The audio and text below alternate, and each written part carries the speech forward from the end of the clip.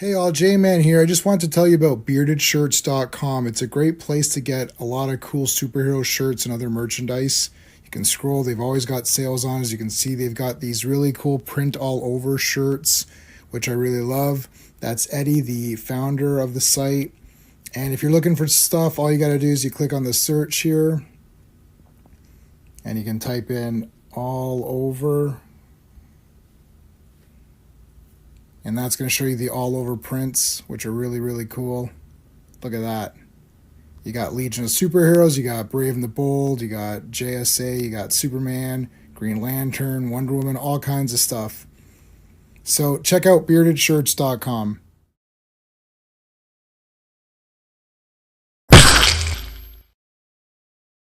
Hey, super friends, we're here today on Days of High Adventure to talk about Tarzan and the Lost City. Does he find the city? We're going to find out today. All right. So before we do our Tarzan talk, let's talk about what's going on coming up this week. Tomorrow, bloody hell, big one tomorrow. Legion live stream, guys. This is the Great Darkness Saga. I am looking forward to finishing this up. We had a very small taste of it last week, a little bit of a starter, but this is the whole main course and a dessert. So the whole thing is going to be tomorrow. This stream is going to be epic. This is like episode 77 of the Legion live stream. This is the big one. We've been waiting 77 episodes to get to this sucker, Dark Side versus the Legion, and it's absolutely epic. So cannot wait to talk about that. Friday, we're doing something. No Batman and the Outsiders this Friday, but we're going to do, Sean and I are doing this, and Steve's going to come join us as well for Mike Grell's classic Green Arrow, the Longbow Hunters. This is a great series. I used to have it, and then I sold it because I'm stupid, and I'm rebuying it right after the stream because it's a must own. But man, this is an awesome Green Arrow series, and then it goes into its own series. And once we finish these three, we're going to do it all in one stream. Once we're finished the Longbow Hunters, I'm going to do the next few issues just myself covering Green Arrow when Mike Grell started writing it. So that's going to be good. Then 1 week from today, we're back with Zorro, the Mask and Legend of Zorro. I don't think we're going to do a versus because I don't think there's anyone alive that would say the second one's better than the first one, but whatever. We're going to talk about them both. So that'll be 1 week from today. So there you go. Let's thank the super friends. Of course, Dan, Sean, Stephen, Brennan, Mark D, RR, Philip Story, S182, Digger Jim, Quagnar, Legion of Comics, and Just Joe. And of course, we always thank our buddy Clobberin Times. Now, I don't think we never talked about this particular movie. He probably, I don't know if he liked it. I'm thinking he may not have liked this one, but anyways, it doesn't matter. We missed him. He was a great guy. So please put a CT in there. Why not?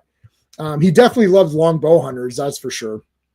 And we do have a special guest today, an actual expert on Tarzan, which I'll bring in momentarily, but let's bring in my co-host first.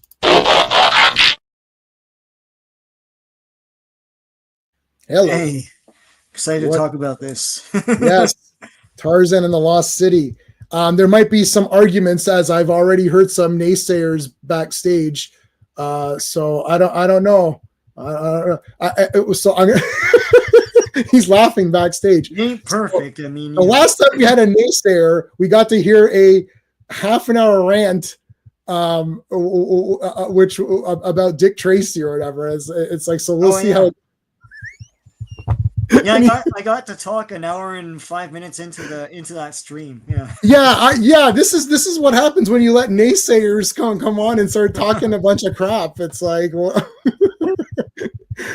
all right, let's bring him in. I'm not, man. Should I give him the fancy pants? I don't know. Maybe I'll give him something. I'm gonna give you the oh my god, the oh my god intro because I already know you're gonna naysay on this one. Oh my god! Hello, Lord Grey Ross. We're gonna take Lord off your name. You're wearing Edgar Rice Burroughs shirt. There's a thing at the back of this. Nobody owns this DVD. I'll read it in a second once I bring in our special guest, and I'll read something off the back here. And this might change your opinion. It might change your opinion on this one. All right. Let me just preface this with no. Hold on. Words in my mouth, bro. No, I didn't put it. I didn't put anything into it. No. Let's not keep our guest waiting. Okay, exactly. Okay, so links are in the chat.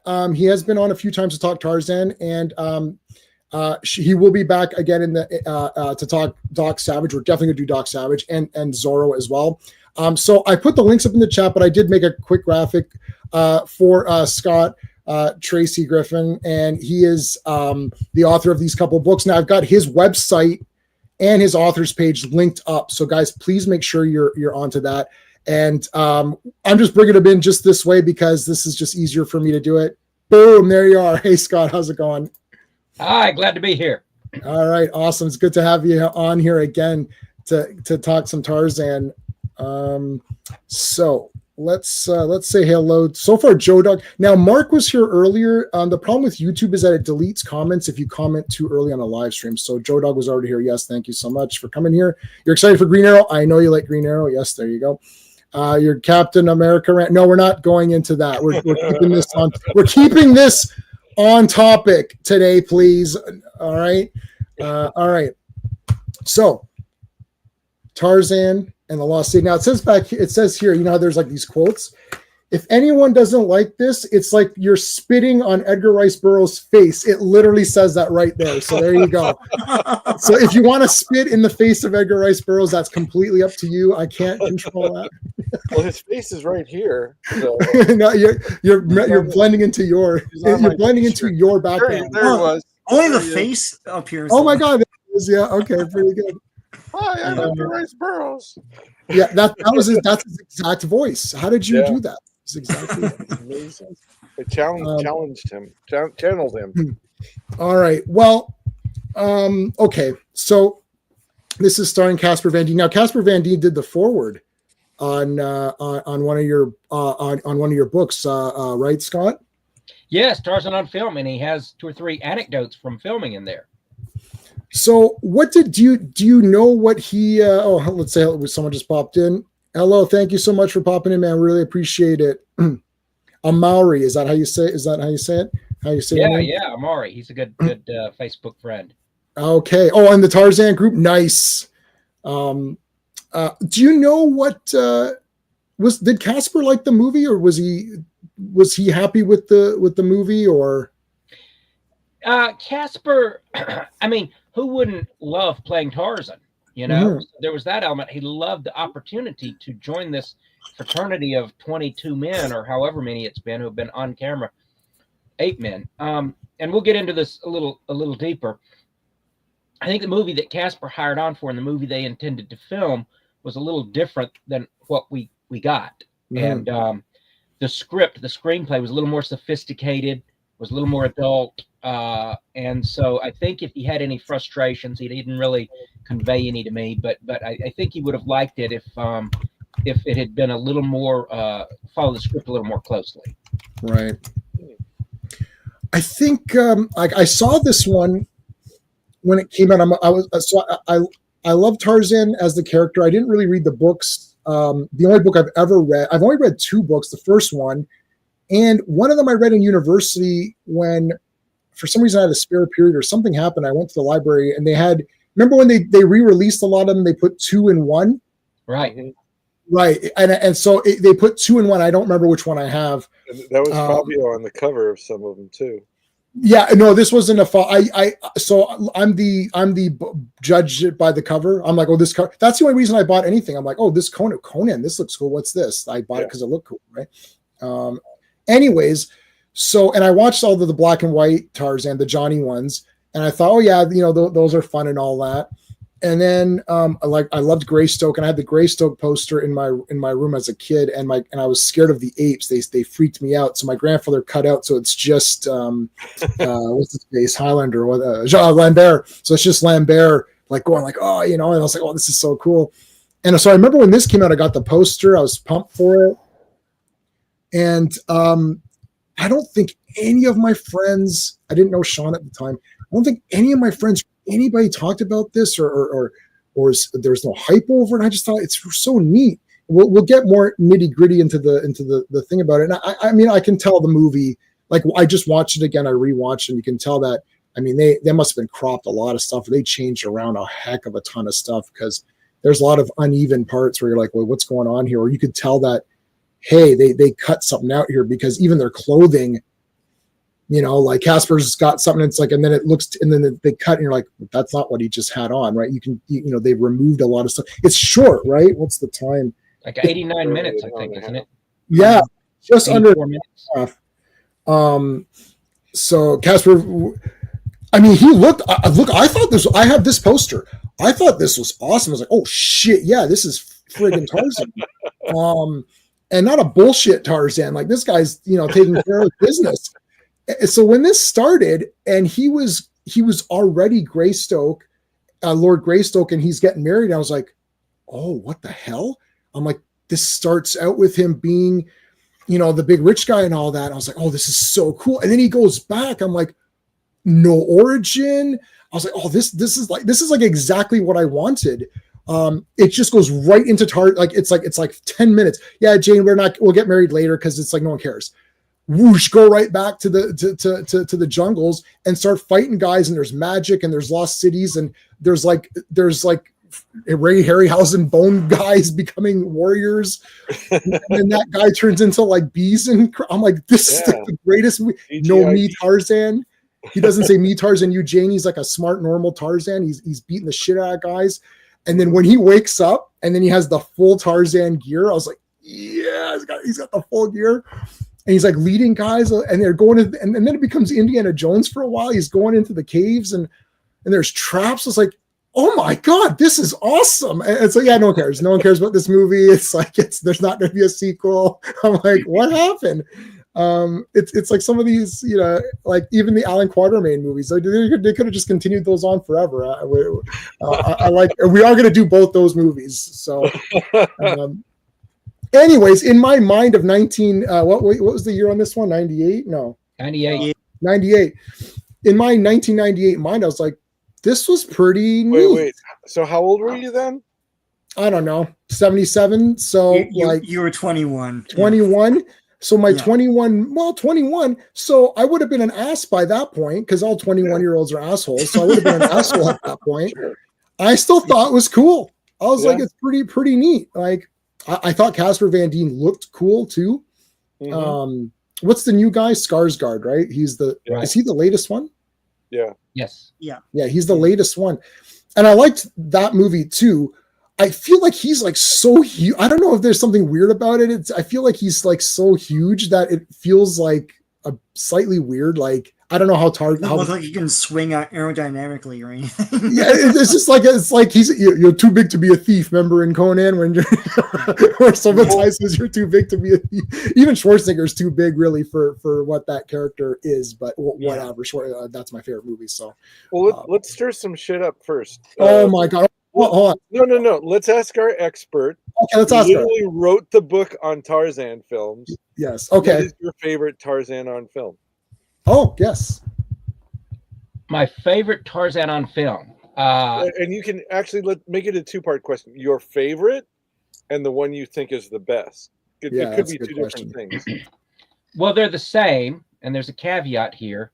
Okay. Because it's not film, it's TV, and it's filmation. All right. That's the closest to Edgar. I grew up reading the novels, and I come to this as a guy, you know, hardcore Edgar Rice Burroughs novels, read everything he had ever written. My first Tarzan in a theater was Greystoke. Awesome. And then that was, I think, my sophomore year in college, or maybe even freshman. And then they started showing the Johnny. I lived out in the country, so we only got 3 TV channels back then.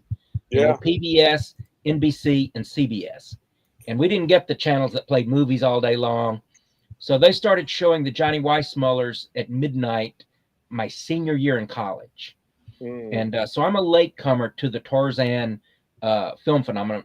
Conversely, I had Gabe Esso's book. I got that when I was 14.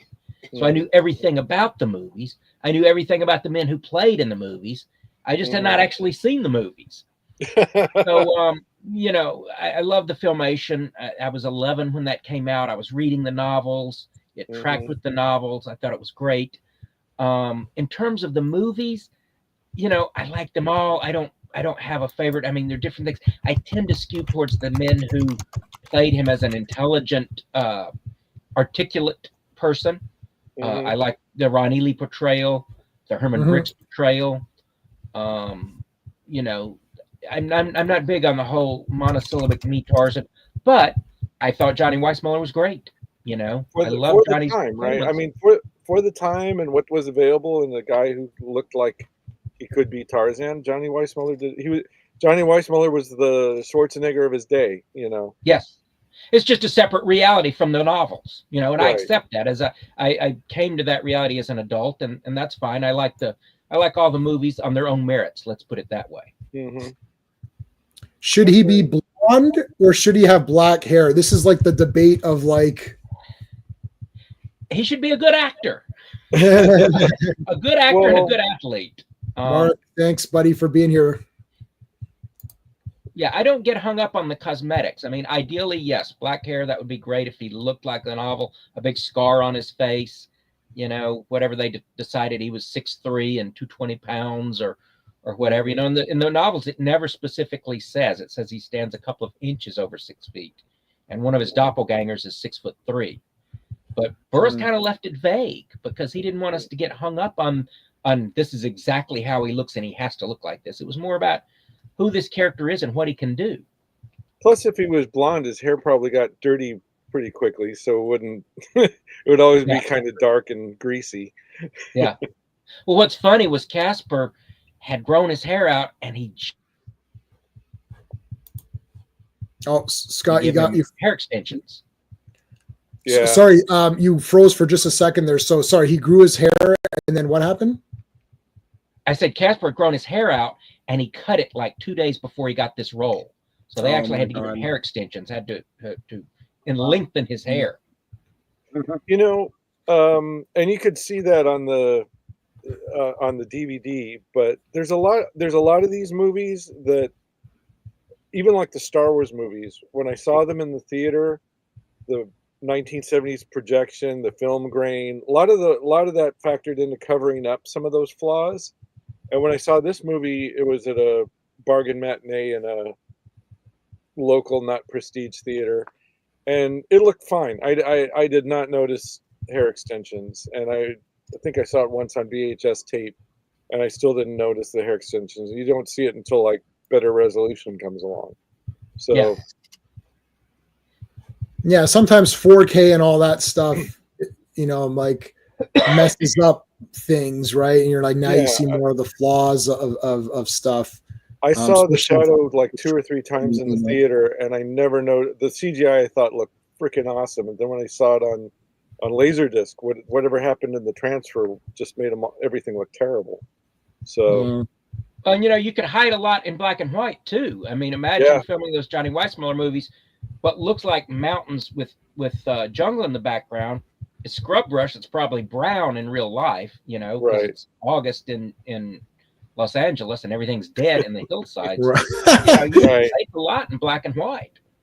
Well, plus, and which of the movies was it that like they had actually sent a crew to Africa and like people had never even seen those animals on film before? Was that one of the early Was that one of his Tarzans?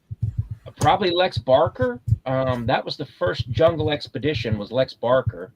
Okay. And then they took Gordon over there, Gordon Scott, and shot some footage. And you know, it's funny because these guys, you know, the product of a diet, they towered over the natives, the local people, you know, and they were so impressed with these big brawny muscle men, you know, the local Africans, and they would, you know, Gordon won a spear throwing contest, and so they really, you know, showed the product of, you know, diet and you know, all the health and everything that we have here.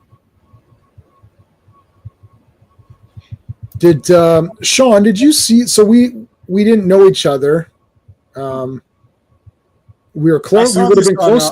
I didn't see this in the theater. I wanted to because it looked cool. but I saw this on TV somewhere. It's probably like one of these channels, like Movie Picks or something like that. Right. I thought, look, I appreciated the movie in that I wanted to see more Tarzan adventure rather than, me Tarzan, you Jane stuff. Hmm.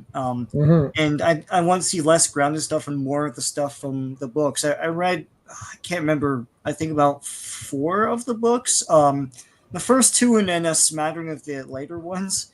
And, well, there's still Oh, he the, we lost he'll we come back. lost him. He'll come back. And like I grew up on, I mean, in the 80s there was a lot of just Tarzan everywhere, like Mhm. so the Filmation cartoon was on very early mornings because it was like a second run thing at that point. And all the movies and everything. And I remember, I mean, Scott will know what this is. I remember seeing a TV film. I think it was a TV film called Tarzan in Manhattan. I Yes, remember not that's being on very Tubi right impressed by it, now. but yeah. And it was like 89 or something like that. It's crazy. Yep. So I appreciated that they're trying to bring Tarzan back. At that point in the 90s, it seemed like everything else was rolling along and Tarzan was being left in the cultural dust. The year after this, of course, is the Disney one. So like that's always going to be a big splash. Um, but yeah, when I saw it, I thought like all of the choices were cool, but I mean, some of those special effects, even for the time, were sort of like cringy. I think in hindsight, at the time after Jurassic Park, it's not that the budget was an issue. I think there weren't a lot of people at the time that can do photorealism quite the same way that you saw in Jurassic Park. The Hmm. talent pool wasn't very huge, so everyone's throwing CGI at their movies, and it turns out looking like this, right? So, um, Hey, Trembling, thank you and so much for being here. at times I thought the movie looked sort of like a TV thing because I remember when they cut the black at the end of or they fade to black at the end of the first act, and then they fade up from black and it's the bad guys like traipsing, and I'm like, what happened there? Is there supposed to be a Coke commercial or something? So I thought that like maybe there was a lot of trouble behind the scenes or something like that, but I did appreciate the choices they made in terms of like Tarzan being the way he is in the books, that like he's a kind of a ghost, like he I like him attacking guys in the beginning and it's like, who's doing this, and he's like unleashing hell and you don't see him, right? That's all great, and him gearing up and stuff and running through the jungle and everything is awesome. um so yeah, I think it's a flawed film, but like I do appreciate it as a Tarzan movie. um and I remember being disappointed that no one really embraced it at the time when it came out. Yeah, I think I kind of had a different perspective on it because I was living in Los Angeles at the time. I was friends with Danton Burroughs, the grandson, who was at Grace Press Incorporated at the time. So he was keeping me up with it. I was writing for Cinefantastique magazine. I covered it. So I kind of had my, I tempered my expectations, I guess. And, Yeah. this started out as the sequel to Greystoke. This was Greystoke Wow. 2, going to be Greystoke 2. And they went through two scripts. And Lambert didn't want to come back. Hudson didn't want to come back. The producer, Stan Cantor, stuck with it 14 years. The last three live-action Tarzans have taken 14 years to the screen. Wasn't Greystoke, it the same producer as this movie, Greystoke? and Legend. What's that? Wasn't that the same producer as Greystoke? Stan Cantor, yes. Yeah. Yes. And he was friends with Robert Towne, and that's how he got Robert Towne to write Greystoke. So nobody from Greystoke much wanted to come back, but Cantor believed in this character and stuck it out. And finally, in and out of development hell, and got it made. And this movie's budget, depending on whether you talk about the tax rebates and stuff, somewhere between 16 and 20 million. The original Greystoke was 30 million. So in 14 years' time, they're shooting with somewhere between half and 2/3 of the budget of Greystoke. So yeah, I thought they did fine for what they had. I told people, and this isn't this isn't being derogatory. I said I thought it was a solid B movie. It had sort of the B movie aesthetic. It had the B movie production values. It going in, it wasn't going to be competing with something like Indiana Jones, that it was a second tier. And yeah, I thought Casper did a fine job, and I really would have liked to see the original script, you know, more of it on screen, because, and I don't know, I never got the answer from, you know, Cantor and the screenwriter who were there on site. I interviewed them by phone here in Los Angeles after it was all wrapped and done. Did they actually film stuff, or was stuff never filmed? I suspect a lot of stuff was never filmed. The Tarzan hunting down all the bad guys in the caves, that was a lot more gritty. There were 20, maybe at least 20 bad guys. Every one of them sort of had a name and an identity, and one by one they get wiped out. And in the movie, it's just kind of quick and chaotic, and so, you know, I would have loved if they had given us a little bit more movie and a little bit more detail with the bad guys, and a little more gritty Tarzan. And did you get to read that original script, the more yes, mature one? Yes, Really? Yeah, and I bought it. You know, it was before my coverage came out. It was already. You remember back when we had all the bookstores and the film still stores on Hollywood Boulevard? Oh my God! This is going to go right into a story that I had. I've been sitting on. So, did you get it at Hollywood Book and Poster? Probably, yes. That's probably where it was. So this is unbelievable. So I live close enough there that I could go there like maybe once every few months. So I was in there with my girlfriend at the time, and I looked up at the wall, and they had the poster for this movie. And I was, like we said beforehand, I was dipping in and out of being a member of the Burroughs Bibliophiles, and there was no online stuff like there is now, where like there's like what 6-7 Burroughs Facebook groups and everything, and you know, you can't if you're a member, you can't not get whatever the latest Burroughs news is there.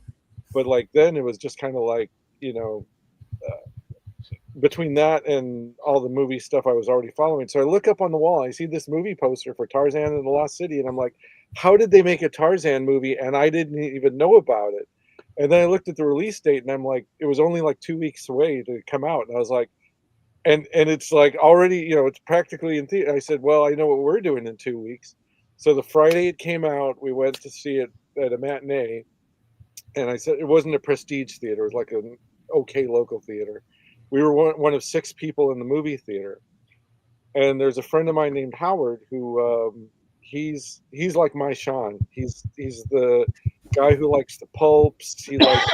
He likes Tarzan. He likes Doc Savage. He likes The Shadow. He likes Conan. He loves Zorro. And so, but we knew of each other. We shopped at the same comic store, but we weren't hanging out. We weren't like friendly friends at the time. So, like years after the movie came out, we were trading stories about this.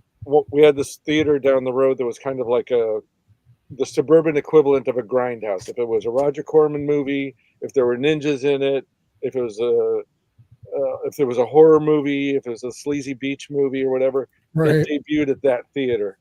So we're talking about all the movies we'd seen together, but we didn't see them together. We just had seen them separately, independently, but at the same theater at one point or another. And Tarzan came up, and he goes, "Oh yeah, I saw that the week it came out." And I said, "You mean the one week it was in the theater?" And he goes, "Yeah."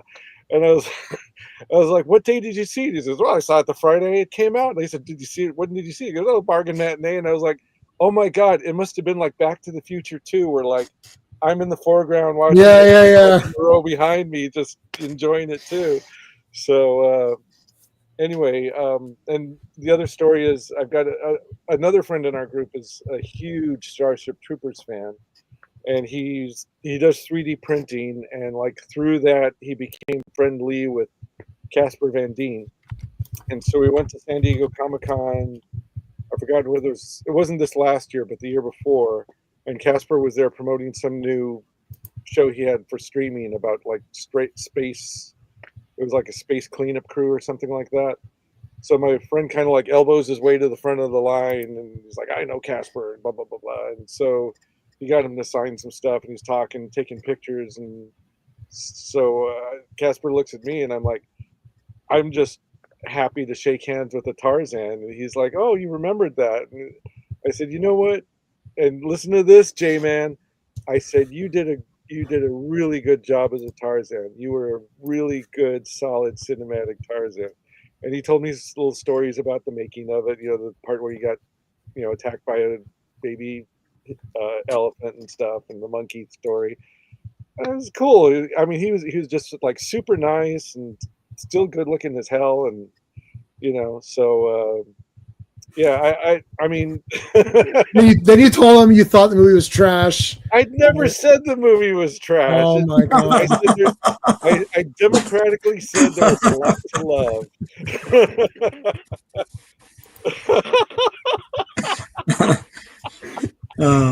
So anyway. Well, if Casper Van Dien comes to one of the cons, I'll tell him that this movie was awesome, and there should have been way more of them. And like the magic was there's a lot of cool. I will give him that. He was a great looking Tarzan. He looked cool. We'll talk about him in a second too about just his performance, but. And well, Scott can I don't know, Scott, you can answer this, or if someone else knows, is this the first time where they had all this extra stuff? Because now I'm not a Tarzan expert. I'd watched at that point, I don't know how many, I've watched whatever I could find of these things. I like the pulp heroes, but there wasn't a lot of things out there. And I wasn't a guy reading books, like, to be honest with you. I liked comics and all that. So I know Tarzan comics, and I liked all of those, all the fantasy art, with Tarzan. Every fantasy artist, like Jusko, and did Ken Kelly do some? I feel like he would have done like a bunch of these guys, all these Tarzan things. And I thought, oh yeah, he's so cool. I like the cartoon and all that. Yeah. And so when I saw this movie, I was like, hey, this is really neat, because see, my perspective is I went in this thinking, okay, it'll be Tarzan fighting guys in the jungle. And then you see in the beginning, there's like the bad guys, the poacher guys and all that. Like, all right, yeah, they're bad guys. And, they're treating the natives like crap and everything. And you're like, okay, well, Tarzan's going to come and beat them up. And then when I saw he started off as Lord Greystoke, I thought, oh, is this continuing from Greystoke, which I did not know about, but I just in my mind thought, oh, this looks like it's continuing from where that was. I'm like, that's cool. And then when he goes back, and then they start saying, well, there's this lost kingdom. I was like, oh, okay. And then it's like all of a sudden there's the guys turning into bees and everything. I was like, oh shit, this is pretty cool. And there's all this magic in it all of a sudden. And I was like, has this ever been in? Because all of a sudden my imagination was way more unlocked, because now I'm thinking Tarzan can go fight all these cool things. See, I didn't watch this movie and rate this movie. I watched and rated what this movie represented for Tarzan, which is now it feels like it's opened up the world to more things that I never saw in any other Tarzan movie. Scott, are you still there? You're spinning on us. I don't know. Can you hear us? No. If you can hear us, try to go out and come back in. Maybe that'll work. I'll leave it like that for a minute. I'll put him to the bottom while he's figuring that. Oh, I haven't seen a lot of the other, like the black and white movies and all that, but they tended to shy away from the magic. Mostly. Yeah. As far as the books go, I only read like the first 7 of them, and they tended to be more like like fantastical things happen later on, like the Ant-Man, Tarzan and the Ant-Man. There's like Ant-Man, and things like that. But as far as I can remember, it was mostly just like bad explorers and treatment of natives and lost city. There's lots of lost cities, and there's a lot of other races, lost races, but there's not a lot of just straight up magic like that. No, they won't be doing any Alan Quatermain with the white race or whatever it was. Hey Scott, okay, you're back. Sorry about that. I don't know what happened. My computer just crashed. Right.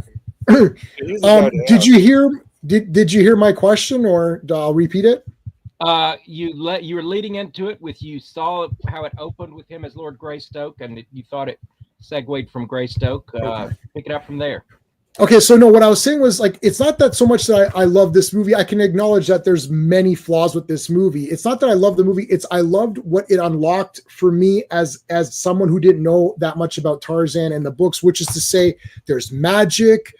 There's all these extra things going on. I'm like, oh, what? There's like like they had those weird, they had cool weapons, and you know those bone men that became guys, and he fought guys like that. I was like, what the hell? And that guy's turning into bees and he's healing them and all. I was like, what the shit? This is so cool. And was that in any other movie or anything prior to this? Because I don't remember seeing anything like that in any other Tarzan. It's always like he's in the jungle, he's fighting guys, and all of a sudden this unlocked all this like cool stuff that I didn't know about. Well, Bayard Johnson, who wrote the script, was up on, he grew up on the Tarzan novels, and he was influenced by a variety of them. So it has a little bit of the Beasts of Tarzan, a little bit of Tarzan and Jewels of Opar. So without, selecting any single novel to adapt, he tried to incorporate elements that were Burroughsian in nature, I would say.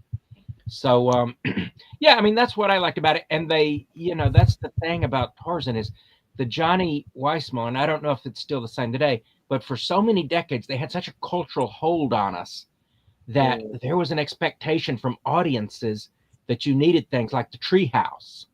And, there were just certain tropes that were, cinematic in origin, not in the books. And so they sort of, I thought Bayard Johnson, the screenwriter, I thought he did a good job of sort of, stitching it all together, bringing in elements that people from the novels and people in the movies could appreciate. And, they have just some classic set pieces. Tarzan freeing all the animals on the pier. The bad guys are capturing animals to finance their bad guy aims. And he goes out and he frees all the animals. And you have all these animals just going nuts. I believe this was the first time Tarzan rode on an actual African elephant. And so that's cool. A photo of Casper. I think there's one of him alone and one of him and Jane riding an African elephant into the native village. This was the first Tarzan film shot entirely in Africa, on the continent of Africa. So, I thought he had the spirit of the novels. I thought the ending was a little rushed and a little bit magic-y for my tastes. But again, they had such a modest budget and a modest CGI. One complaint I know that Stan Cantor, the producer, had was that the ape costumes didn't work. The apes were supposed to play a bigger role in it, and they could not get Rick Baker and his team to South Africa for what their budget was. So they kind of went with local people to put the ape costumes together. So that was something that I think the production team was a little unhappy with, that the apes didn't play a bigger part in it. But those apes kind of came out of nowhere and went off to nowhere too.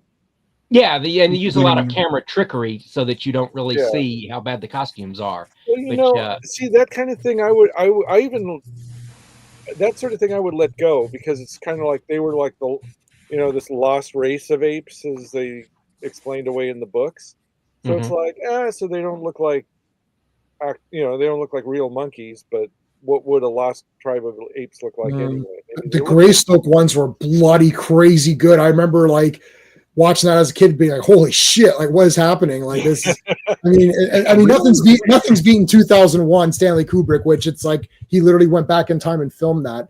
But I don't know how he got the flux capacitor. Anyway, so like, but like, I mean, after Kubrick, like the Greystoke ones were crazy. I was like, holy shit, and I'm thinking like, is this real? Because sometimes you can't like, and I was younger for that one. I don't know when I saw Greystoke, but I saw it as a little kid, and I was thinking, wow, this is crazy. Is that like, are these real animals? Like, what is this?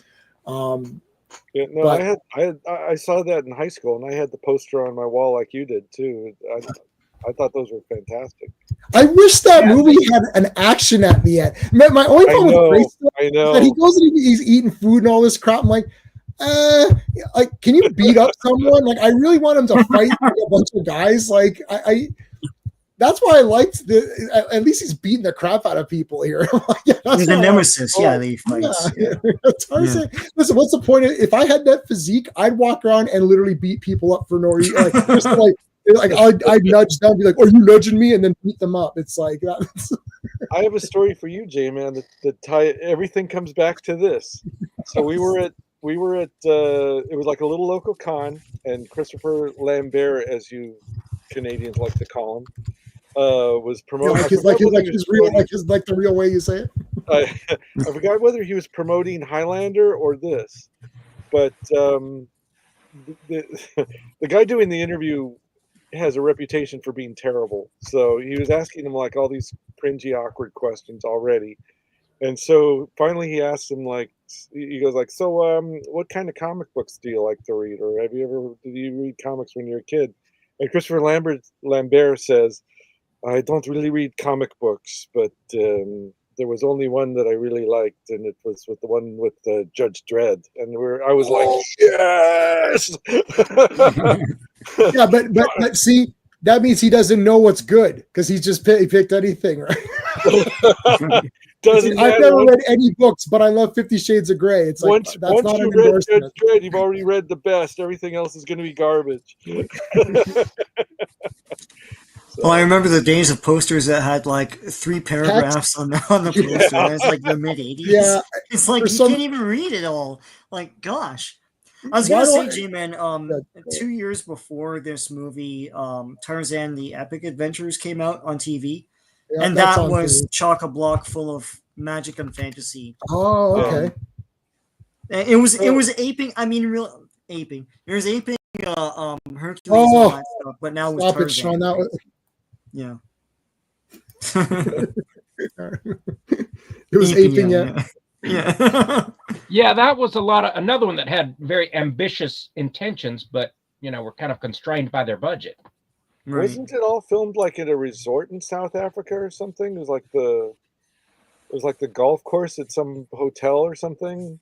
Sun City. Well, you're right. It was but it was kind of a theme parky type thing. They had their own little jungle and their little lost city, and he kept, he would always run past the same scenery over and over, always dive into the same waterfall, into the same pool. Legion, you're funny. Hey, so okay, J-Man, how many of these toys that put the toy company out of business do you have? Oh, okay. So for the toys, yeah. Let's see. I had oh gosh, one of them here. Oh no, there's more than this. I feel like, oh yeah, here we go. They mixed in John Carter and stuff. Yeah, too. I had these top 2. Mm-hmm. Yeah. This is John Carter. Who is this guy? This is one of the. Oh, this is Tarzan on Mars. I got you. Yeah. Okay. Mm. So I definitely had the top 2 100%. I don't know if I can find. I think they're gone now though. These are the little versions of them, the PVC guys, right? Yeah. These are cool though.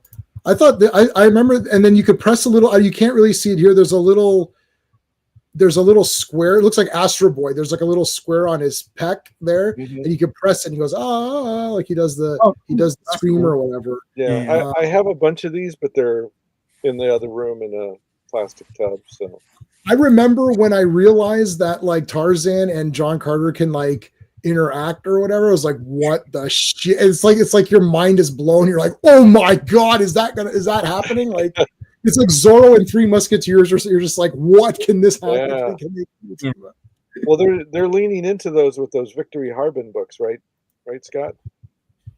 Yeah, I guess so. I don't know. I guess you're referring to the announcement of an animated series. I don't know if they'll be able to bring Tarzan and John Carter in, because usually that was a separate license. So we'll have to wait and see what happens. I know Victory Harbin, I guess, travels to the different worlds of Burroughs. So the question though was like, in the books, was there that level of magic?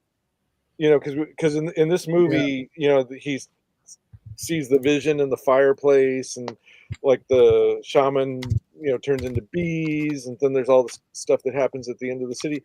Was there that level of magic? Because I like the Opar books that I read, that of what I remember, it was just kind of like, the devolved ape men and the sexy priestess Law, and I don't remember there being like actual sorcery in there or anything like that.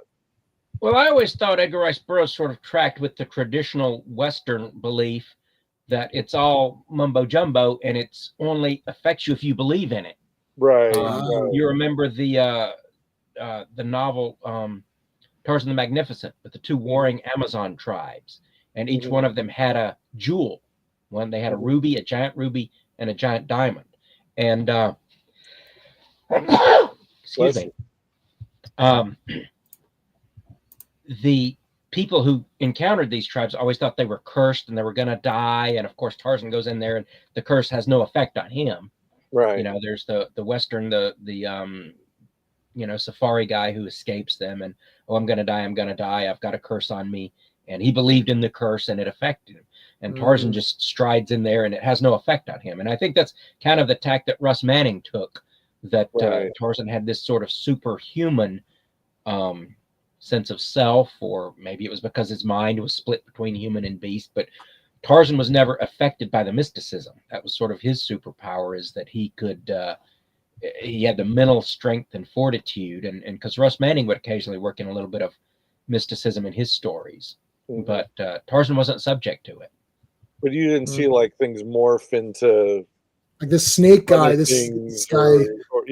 No literal magic like that. Right. I mean, even in Gods of Mars, the gods didn't have like magic blue silly string or anything like that. So, yeah, Burroughs didn't believe in juju or the native religions, and it's interesting that there are people who some of the people who worked on Tarzan the Epic Adventures, the local Afrikaner crew, the white crew, they believed in that, who had grown up in Africa, and they wanted to incorporate sort of magic based on their experience, less so based on the novels, but they wanted to, that series had some magic and mysticism, and it was because some of the people in the local crew believed in that.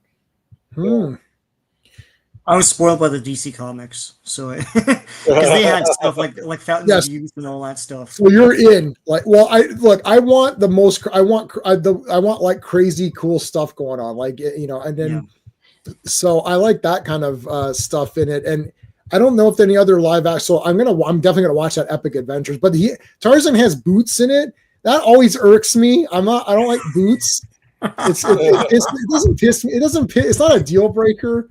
One of the things I didn't like with that Legend of Tarzan, where he had pants, like he had shorts, like khaki shorts or something, I like when this guy, when Casper Van Dien had sort of like the short styles, but then later once the B guy gave him the full Tarzan, because the B guy's like, look, we want the full Tarzan for the end. So then he gave him the full Tarzan thing. I was like, yeah, that's the real Tarzan. Now he didn't have this poster's misleading because he's got the, look, if you look closely, let's try to get a high res picture. I'm looking that close in there. What are you talking about? Oh, stop it! You looked immediately. You know what? Remember when Superman in that garbage Man of Steel movie didn't have the trunks? All I did was stare. I'm like, why is there no trunks? Yeah, it's like your eyes are just drawn there. Your eyes are because it's weird. The trunks into with no red trunks. Right? It's the same with when the Thing was naked in that hyper garbage Fantastic Four movie. I'm like, just give him blue pants. Why is he naked? I'm like, keep staring. Yeah. Anyways, but he has I can't tell if it's like a cheetah. Leopard skin, right? Yeah, he didn't have that in the movie. Oh no! Look at this. This is not from that. Yeah. Well, and there was a reason for that. Those hides don't stand up to wear and tear. All the hair falls out, and it just, it was. I think this was some sort of vintage piece they dressed him in, but it just wouldn't stand up to the daily wear and tear rigor of jungle life. So, in the novels, Tarzan wore doe skin, antelope skin, and that's what some of the previous film Tarzans have worn. Is they would wear antelope skin or chamois or whatever. I did notice in this movie that like Crazy Casper's like once he becomes, he gets his Tarzan costume going, he's like running around with barefoot in the savannah. It's like, dude, like, did you have blister insurance or something? Because geez. Yeah, that's tough. They have to toughen up their feet. Ron Ely ran around barefoot for, weeks to get his feet in shape. And they said he could put out cigarettes with his bare feet. Because he had half-inch thick calluses on them. Wow. I was going to say that I'm reading the Victory Harbin press release, and they do say that Tarzan, Jane, John Carter, Deja Thors, and Carson of Venus are all going to be in it. So, Okay. so I guess it's going to be a primer of all these different characters. Yeah, I mean, I read. When is that? Sorry, I read the comic. She bops around between all the different Burroughs worlds.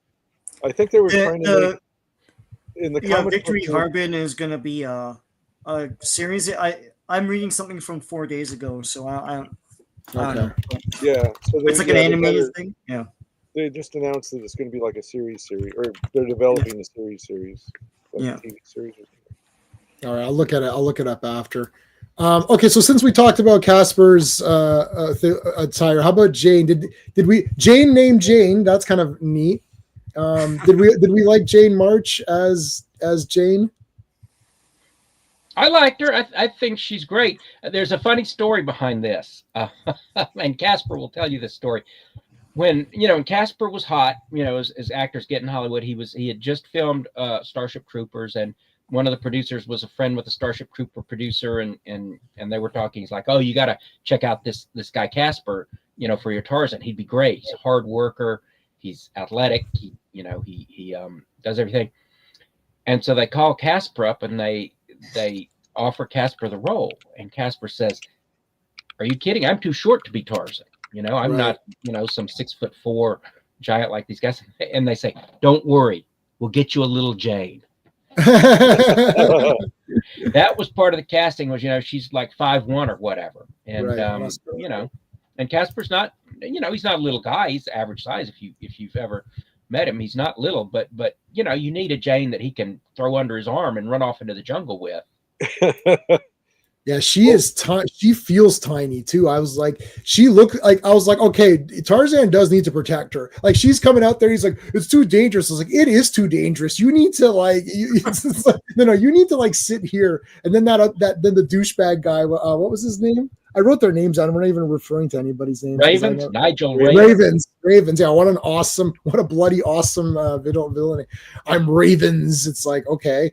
Yeah, but unfortunately, he looked like Corky from Life Goes On. So, oh my God, what a random attack on this guy! Well, she married the guy. They're married, So apparently, she has a type. Okay, well, so he comes in and it's like, oh, I'm this big pumped up man or whatever, and I was like, shit, like this girl's like small. He's gonna like destroy her. I was like, where's Tarzan? He's gotta come beat this guy up or whatever. It was good. But she was. I liked her. I thought she was really cool. Like she's literally dressed like the Jane from the Disney cartoon right there, where she's got the white dress. She's having fun. This one? I appreciate that. Yeah, she looks like the Disney cartoon there. Yeah. Oh, Disney. I mean, the Disney one to me, like I walked into. We talked about this already with Scott from before. I walked into that I was like, F this movie, F everything. So I sat down. And I watched it, and I was like, why is Tarzan singing? This is the dumbest garbage I've ever heard of in my life. And then he doesn't sing. I was like, oh, he doesn't sing. It's just, there's background songs or whatever. Phil Collins. And it's Phil Collins, right? Yeah. No, I love them. I absolutely love the Disney Tarzan. I've seen it so many times. I'm like, this was actually pretty awesome. Now, they didn't have the apes. There wasn't any bad apes because the apes were all nice apes. That's a Disney thing. Like, whatever type. They're very animalists. Like, some animals are just auto bad and some are automatically good. They don't believe in the whole show that spun off from it though. So there's a whole cartoon show that spun off from it. Oh yeah. And then there's Young Tarzan and all that. Yeah. Well, that's why the villain was Sabor the leopard, because they didn't want Tarzan killing the Lion King. Right. Oh. That would have been it's 1,000 times better than Lion King, and it's not. And I mean, at least Lion King is that other movie, that white lion version, whatever the hell it was called. Yeah, well, Kimba the White Lion. Kimba. Yeah, it's like it looks kind of like Kimba. No, it is Kimba. It doesn't. Named it Simba, and it is the movie. Yeah, we're not getting into that, but no, it's like, oh look, I have a new chocolate bar. It's called like Mickers. It's like, it looks like Snickers. It's the same thing. No, it's not. I'm calling it. It's different. Think it's literally called that in the UK. Snickers. Yeah. Did you guys see the T-shirts? Did you guys get those T-shirts that had like, it was Simba looking in a mirror, and it was Kimba the white lion looking Oh, back, looking back. and it said the lion LYIN. Oh, that's I gotta get that. That was totally convincing, like prior to the Disney movie coming out. It's only because everyone loves Lion King that I like to make fun of it. That's the only reason. It's fine. It's an okay movie. And then they made a part 2, and now they remade it with photorealistic animals which can't smile or emote anything. So I don't understand. Right. Then they made a prequel to that as though it matters. So, Yeah. so I don't care how this lion became. This is how he became king. What? The other guy died. He became king. I've said it. I've said the movie for you. Yeah. So I thought she was pretty good. I think they were good together. So like no problems with Jane. It was Margot Robbie was Jane in the in the new one. In the new one. Yeah, I forgot about that. It's like Scott, what did you think of the Skarsgård one? Scott, who's asking who? How did you like the Skarsgård Tarzan? Me? Yeah. Yeah, I liked it. Again, nothing's ever going to match the books. Right. I thought it was a respectable effort. It incorporated elements from the novels. I didn't get hung up on the blonde hair. Thought Margot made certainly looked like a great Jane. It kind of was sort of a traditional Tarzan jungle adventure. I would like to see him go to Opar or Paloldan or I want to see more of the Burroughs world, and I had hoped the plan was if this movie took off that they would go to Opar for the sequel and bring in Law and everything, and it didn't happen. So yeah, I liked it fine. As a Tarzan movie, as entertainment, we always have the books if we quibble about what's on the screen. True. Yeah, I didn't go see this because I was like, F this movie, it's gonna be trash, I know it. And then I thought it was pretty good. He wore pants. I was like, why is the guy in pants? I don't understand this crap. I want the damn loincloth. Is it so difficult? The guy's got this super physique. It's not like they're trying to hide the physique or something, right? Or whatever. How they do that now. It's like, just get the guy in the loincloth, man. Whatever. But he did have the bare feet, so that's good. And I'm not a foot guy or whatever, but I want the bare feet. Right. I want the bare Maybe feet. if they put him in a loincloth, the female audience would have put it over the top. Yeah, right? Let's do it. See, the thing is, like, it's like the farther they get away from when those books were written, the more they try to preemptively do things to they preemptively try to do things that they think modern audiences would complain about, like the loincloth. It's like that's why I don't like it. Probably more from the movies than the books, that Jane's like this, all she does is exist for him to rescue, which if you've read the books, that's not entirely true. So they make her like, super feminist or whatever, and even though it's like way out of that time period. And it's like, okay, we're gonna put Samuel L. Jackson in there because we need an African American sidekick, so to blunt all the racial stuff that has been dumped on this franchise, mostly because of the movies. And the big problem was it had this convoluted plot that had some basis in history, and then the way they had to handle the tribes, the native tribes and all that. It's kind of like, we can't make him too much of a white savior, but see, this is the thing. There's all of these things that they're thinking about, but none of them relate to the story of what they're doing. That's the problem. Just tell the story the way it's supposed to be told, and then let the audiences find it or not find it, and go from there. Like, if you think something's outdated, then it's like Dukes of Hazzard is my favorite thing. It's like they try to update that, and now the Duke boys are just complete assholes, and right, and you're like, what does this have to do with Dukes of Hazzard? You know what I mean? Like, it's like, right, because like moonshine is nothing now, so the equivalent is gonna be what, drugs? Like Uncle Jesse's like a drug runner or something, like, because that's not gonna be. I don't understand. Like, just then don't do it. Don't do it. The Dukes of Hazzard is that was spawned right on the tail of the Smokey and the Bandit craze thing, right? The CB radio, Smokey and the Bandit, yeah, bootleg moonshine craze.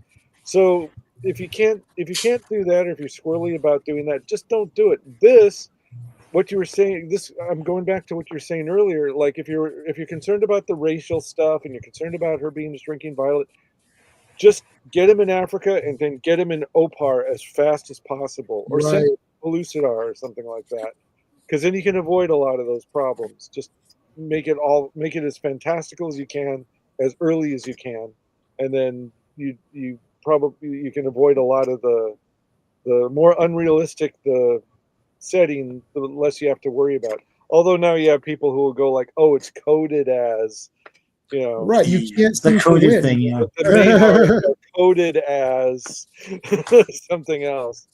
Well, I think one problem with these contemporary Burroughs movies, is they start out sort of shoehorning them into existing contemporary filmmaking tropes. Like Right. John Carter, if you've read the books, supreme confidence, braggart. I'm the best swordsman on two worlds.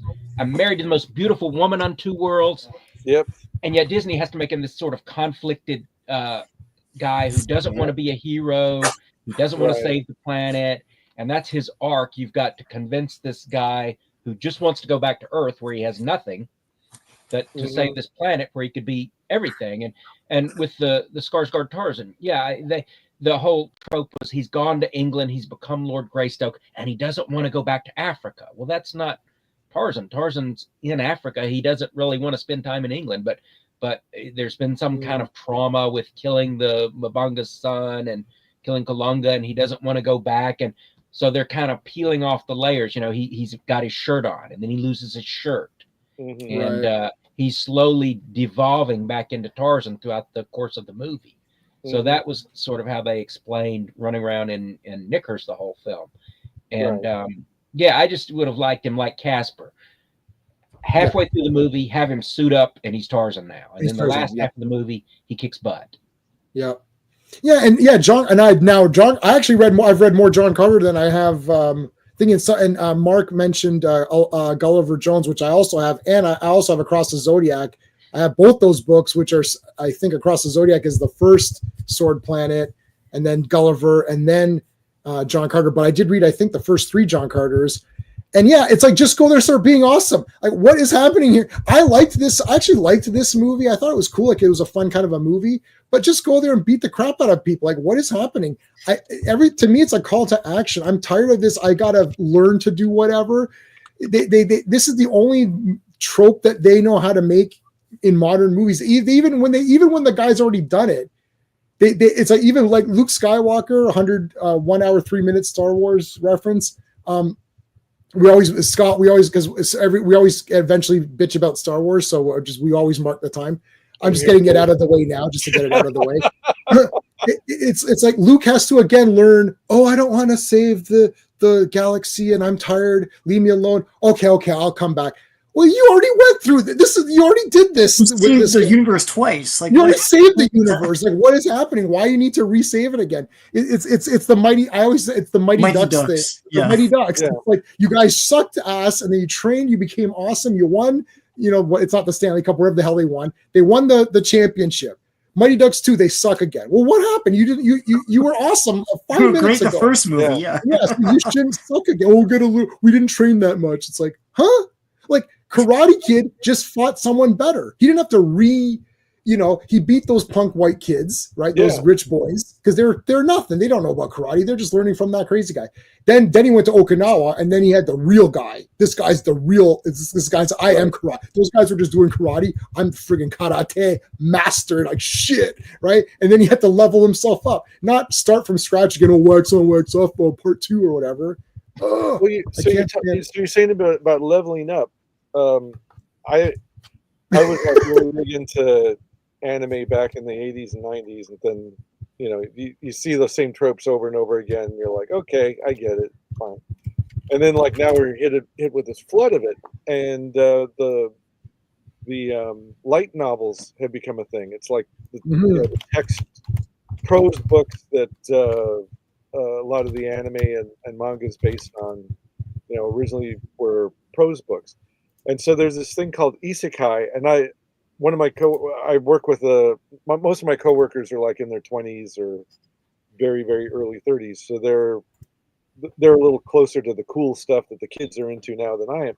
So they're like, oh yeah, there's this thing called isekai, and basically it's a trope in these light novels, and it translates into the anime and manga that is adapted from it, about a kid who's a loser, usually like he's a gamer or he has a shitty day job or both or whatever, and then he's magically transported to this other world where they call it like the overpowered main character, and all he does is level up from. It's like playing a game, except you're reading it in a story where he just defeats game boss after game boss after game boss and gains some new power or some new weapon that he can use for the next one. And I'm like, and whatever made him a loser on Earth is what makes him awesome in this magical land. And girls are like throwing themselves at him, and usually it's like this gamer skill that he has that gives him it's like, oh my gosh, I've never seen this tactic used before. And I'm like, this is 100% John Carter. I mean, this is like the 21st century equivalent of John Carter and all of the ripoffs that came after him. Right. Where somebody goes to another world, and the ripoffs that Burroughs wrote himself on Venus or whatever, and the Gore series and everything else. So I'm like, I read the first Gore book. We're gonna do that movie at one point too. That movie is nothing. After I read that book, I read that book and I thought, there's a movie there's no way they're flying around on those eagle things and fighting in the sky. And I was like, I don't think this movie has. I looked at it, it looks terrible, which means I'm gonna love it. Wait, have you not seen the movie? No, I've not seen the movie, so I will definitely love it. I'm gonna tell you right now, I'm gonna love it. Yeah, I'm gonna love it because I like these trash movies. But Tarzan, personal challenge to hear what you say after. Oh, I'm gonna watch it. So Tarzan, here's something. So now here's something I couldn't get into this with Tarzan. I've not read any of the books where he has a son, right? So when does the son come into play in the novels? Like first couple or? Yeah, the third novel he has an infant son. Okay. He and Jane get married at the end of the second novel. Burroughs stretches that relationship out over 2 novels. And then they move to England. He becomes Lord Greystoke. They have an infant son. Son and Jane get kidnapped and taken to Africa, and he has to chase them to Africa. And then they jump forward a little bit. And the 4th novel is The Son of Tarzan, where the son is 10, 12 years old, and he winds up through, various whatever, going back to Africa, and he sort of recapitulates Tarzan. But imagine if Tarzan had the knowledge of a 10-year-old kid going back into Africa. Of course, he has an ape companion that sort of shows him the ropes, his ape mentor.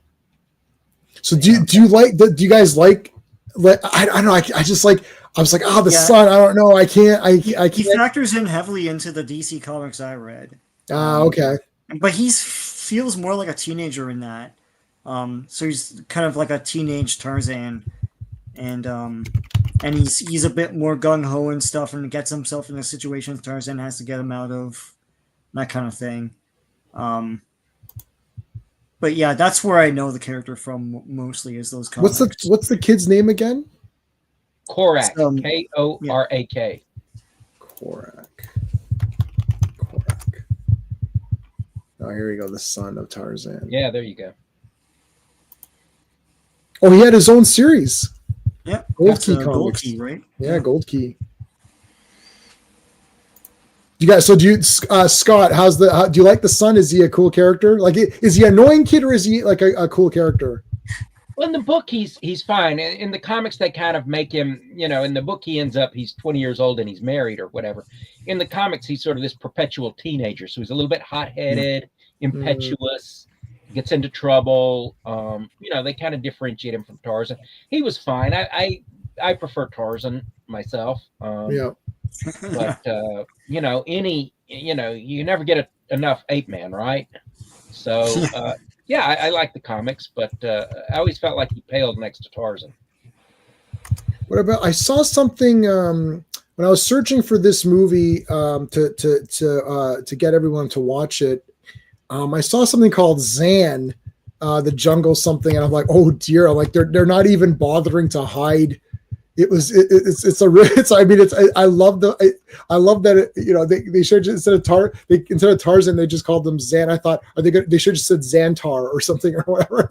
It's just like it was that like Zan. Zan the jungle, Zan of the jungle. That was it. The jungle. Oh, did I send you any of those? No. Oh God. Yeah. Here we go. Zan of the jungle. This is on. Oh, these are all on Prime or that's my comic right there on the bottom. Oh, I don't think you sent me any of these. What, this? Jungle? Oh, yeah, Jungle Comics. Yeah, Jungle Comics. Yeah, no, so that's how I got to be the editor of Jungle Comics for Antarctic Press. They acquired the Zan, the Jungle or Italian ripoffs of Tarzan comics from that estate, or actually it was the family. So Ben Dunn he has like tons of stuff to do with Ninja High School and Tomorrow Girl, but he was also translating and changing the lettering, putting the English language into the dialogue balloons. He says, "Hey, would you mind doing this for me?" And he says, "I can't pay you." And I said, "No, I'll do it, and I'll just get a credit so I can go to Comic-Con as a professional." So he's like, "Okay, fine."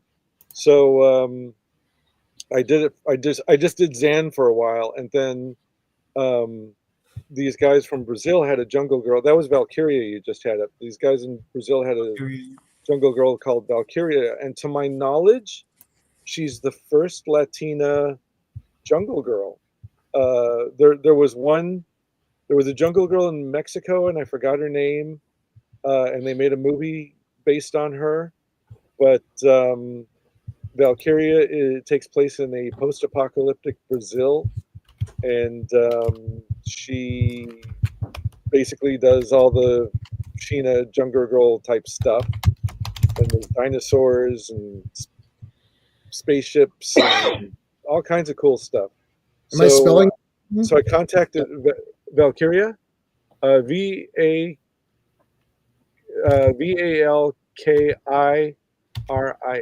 I see Valkyria. And, here she is. Yes. Yeah. So these guys, I contacted those guys and they said, "Hey, we can't pay you a lot, but we'd love to have your strip in Jungle Comics here in America." And they were like so thrilled that they were like, "Yeah, take it. Here, everything you need."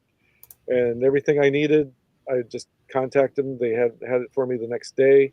Apparently, it won some awards in Brazil. There were a couple of issues that were extremely difficult to translate because the language was so poetic and it was just beautiful. I told them, I said, I really hope I did you guys justice because this was a tough one to nail. But there were a couple of really great issues towards the end, especially the last half dozen issues were spectacular. They don't have any more. They're working on a new story, but like we kind of decided because of the Diamond bankruptcy, and we wanted to do something else, and I didn't have time to do that and Jungle Comics. I just said, well, let's put Jungle Comics on pause until the guys have a new Valkyria story, and then we'll see. Maybe we'll do a special. But anyway, so I did Zan. So apparently Zan of the Jungle, the comic, and Zan of the Jungle, the movies, are two different things. It just different Italians figured out a way to get around the copyright. That's crazy. Like they did it. So have you ever seen any of the Zan movies, Scott? No, I've seen Stephen Hawke's. I don't know.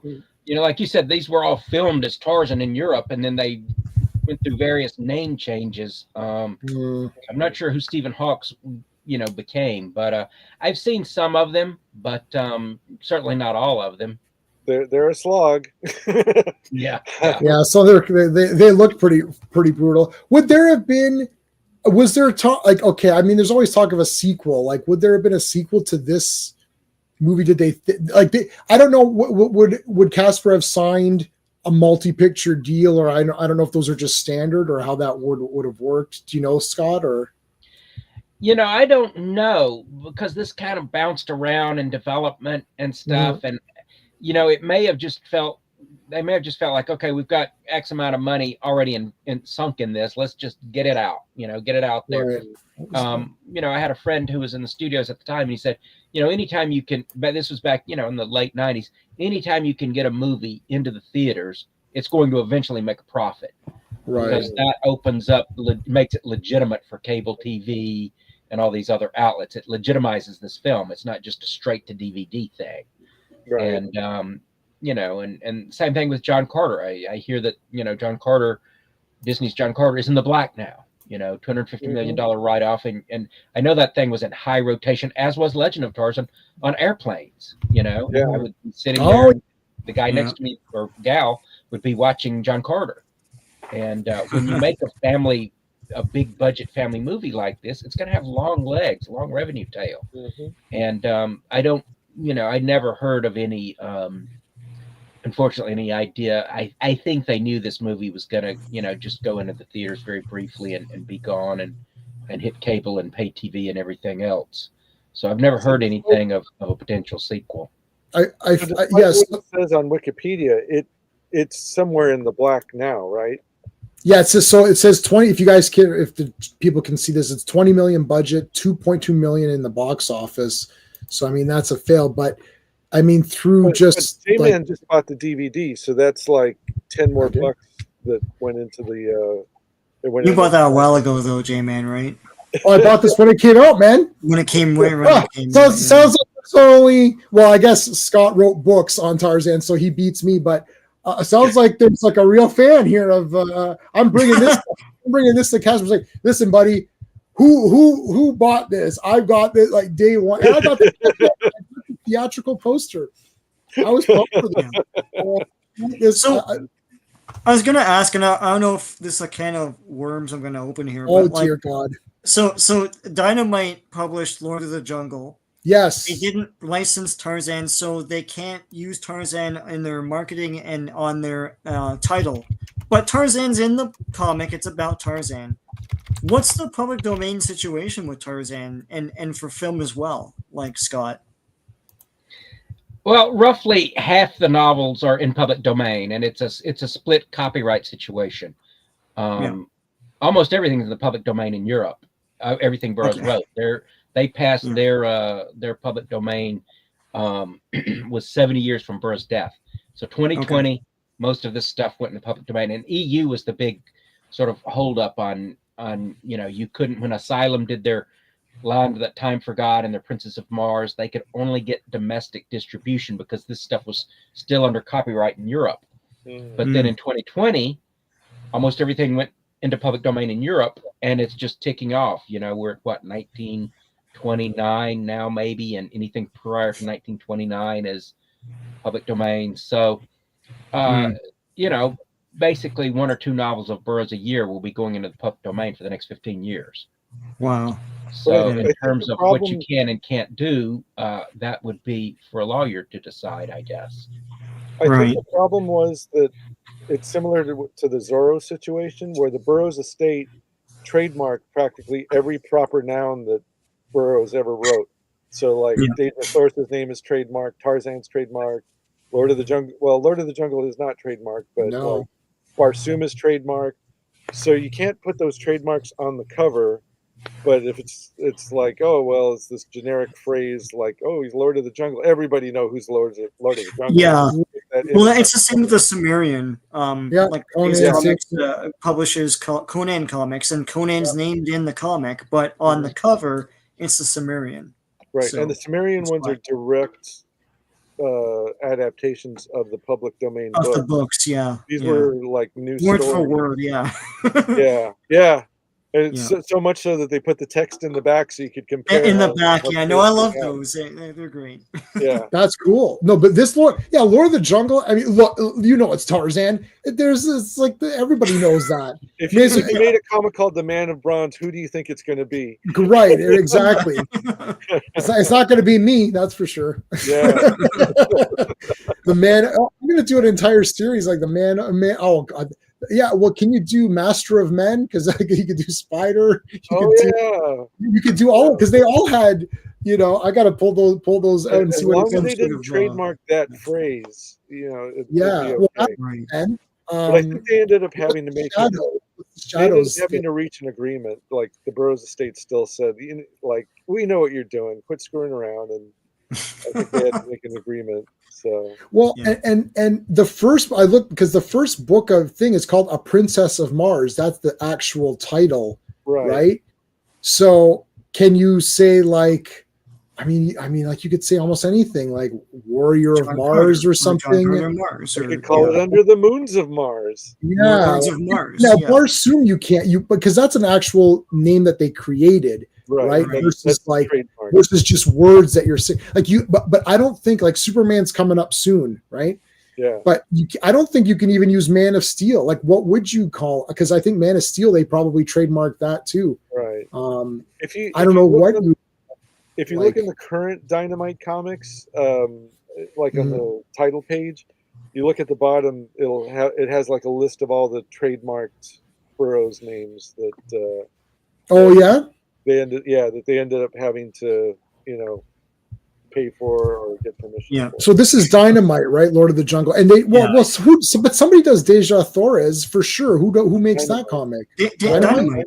Yeah. So how did they do that? That's a name. Dynamite did like the Tarzan stuff and the current Tarzan stuff and the current John Carter stuff. Mm-hmm. And then American mythology, they're trying to make like the Venus series a thing, and they're trying to make the Monster Men a thing, and they're doing the Victory Harbin series. And help me out, Scott. Who else have they got? Well, actually, American mythology is defunct.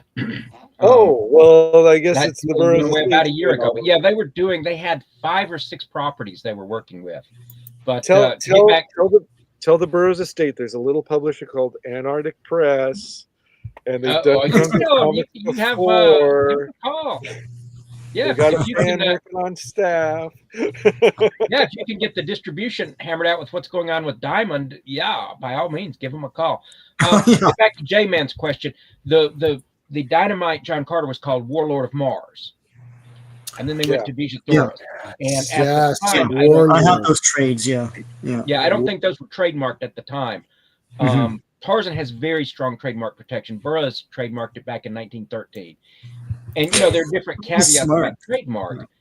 Yeah. You have to show usage. There are 40-something different categories. So, you have like apparel, you have print goods, you have books, you have film and TV, you have comics. So you have to show a certain amount of usage in every category if you're going to claim this as your trademark. Or they say, you abandoned the trademark. You're claiming this, but you're not using it. So there are a lot of different caveats with trademark. It's not just cut and dry. And according to law, trademark doesn't trump public domain. When something is in public domain, it's in public domain. Now, trademark can trip you up if you're a publisher or a filmmaker and you accidentally incorporate something that's under copyright, or you use, a trademarked name in the wrong way. It's kind of a legal minefield. So that's why they tend to shy away from, I think the optimal for people would be to get the Burroughs family's permission. But, as Asylum showed, as Dynamite showed, people find workarounds.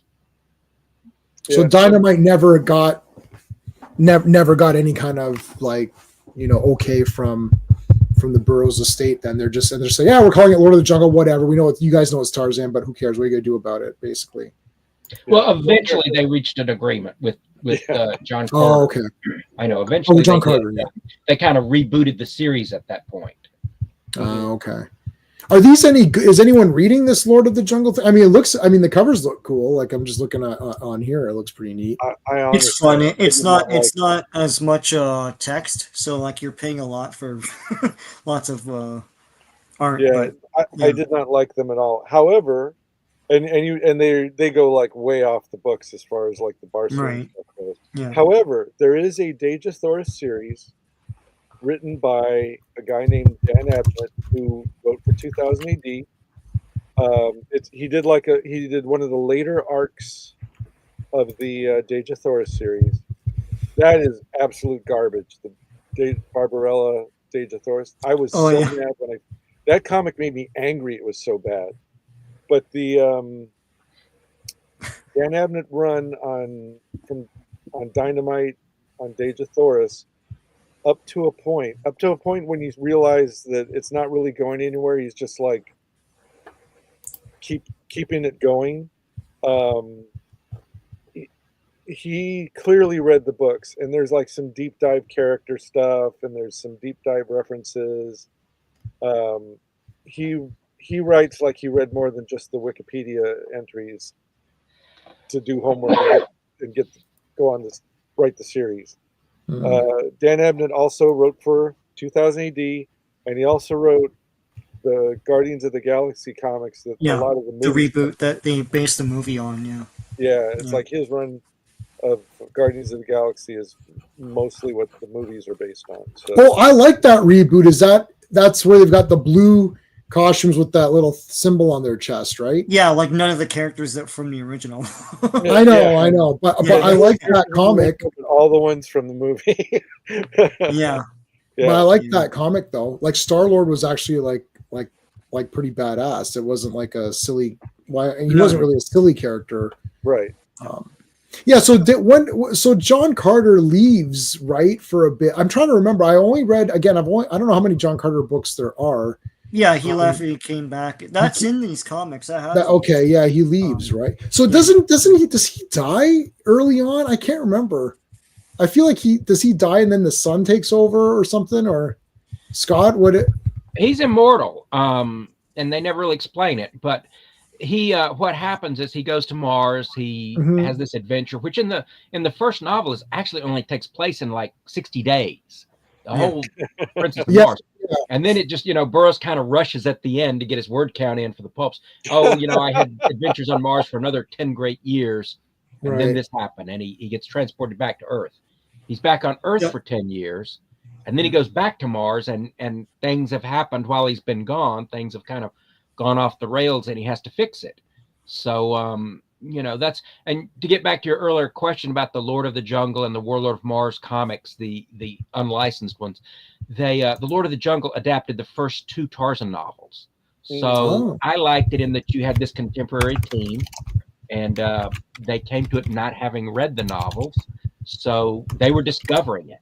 So you get to read, a Tarzan comics that's written by a seasoned writer who's sort of discovering and sharing Burroughs the first time. And they did, for John Carter, they did the first 3 novels.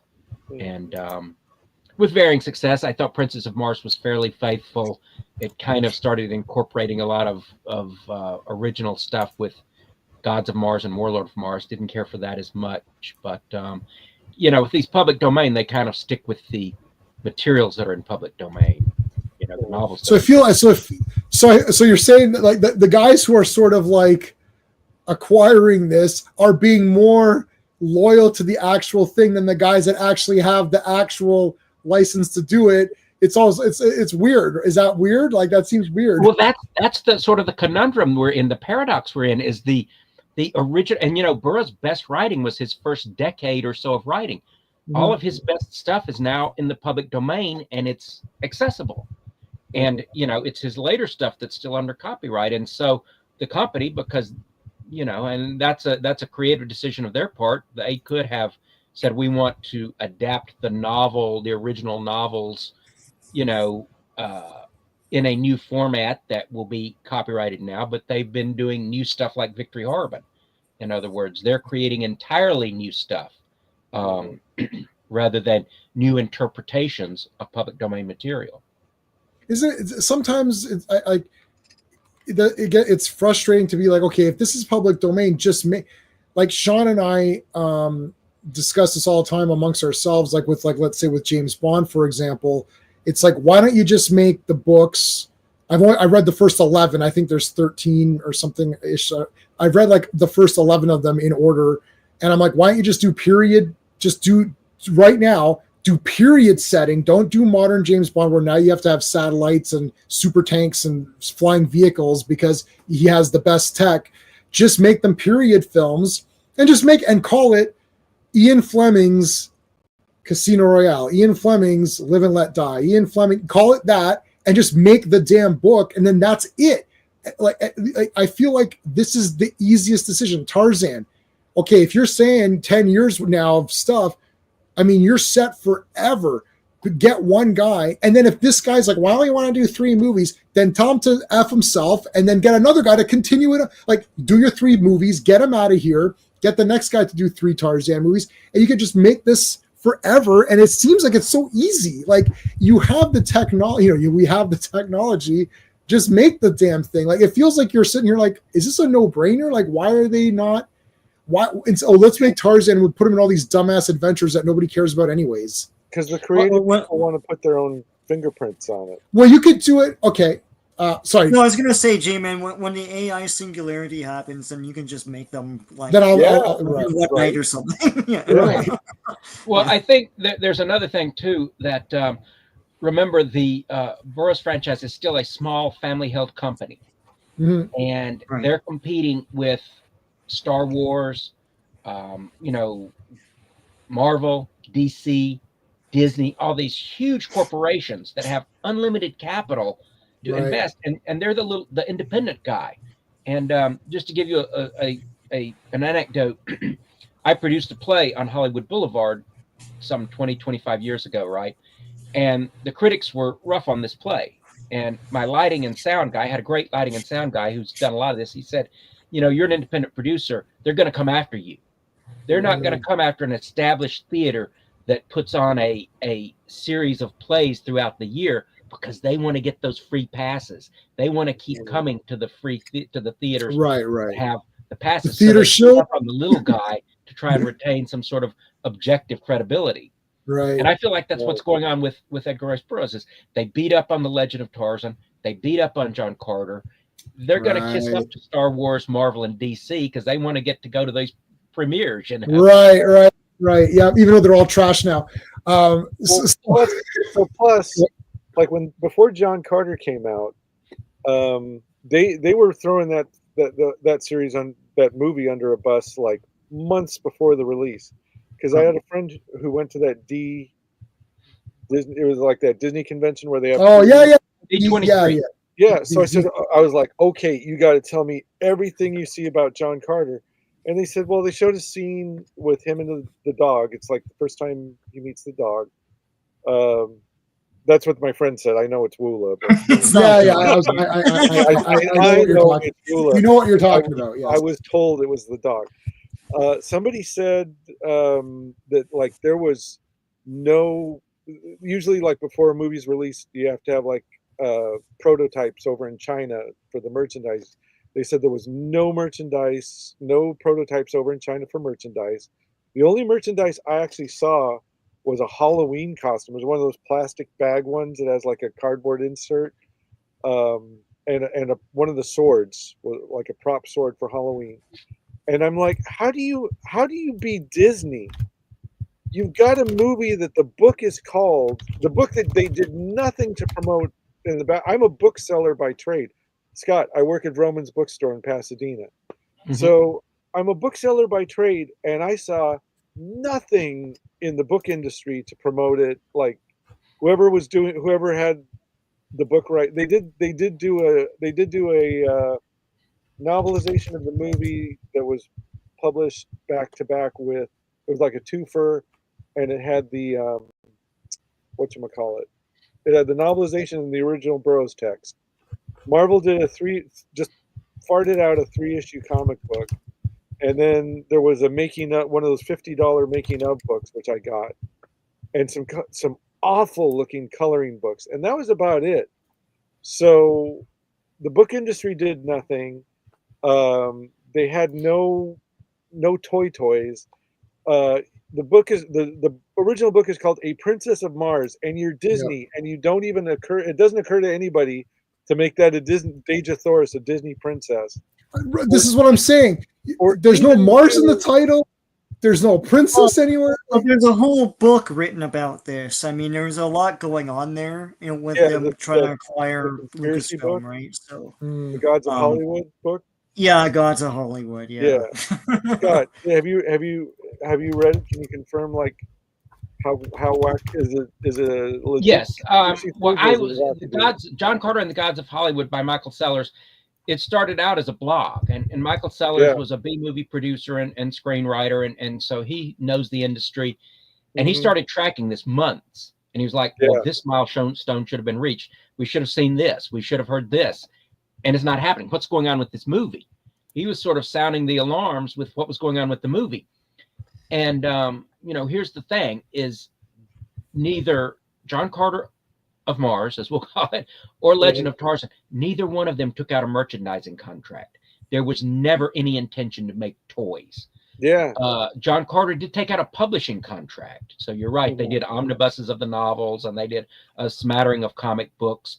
But there was never any intention to support these movies. And then you get into, well, why? Did it have to do with the fact that a lot of material was in public domain?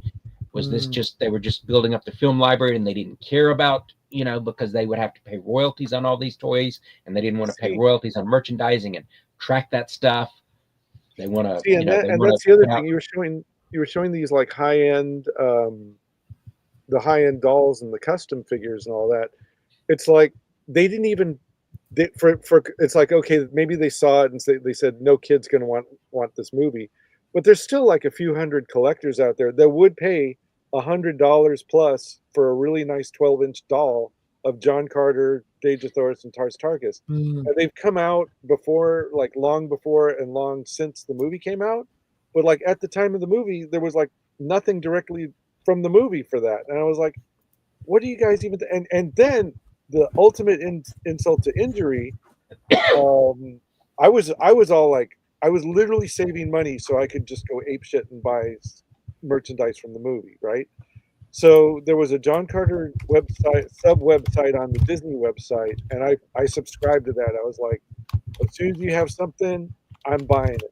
And the only thing they had a contest that it was a World Series related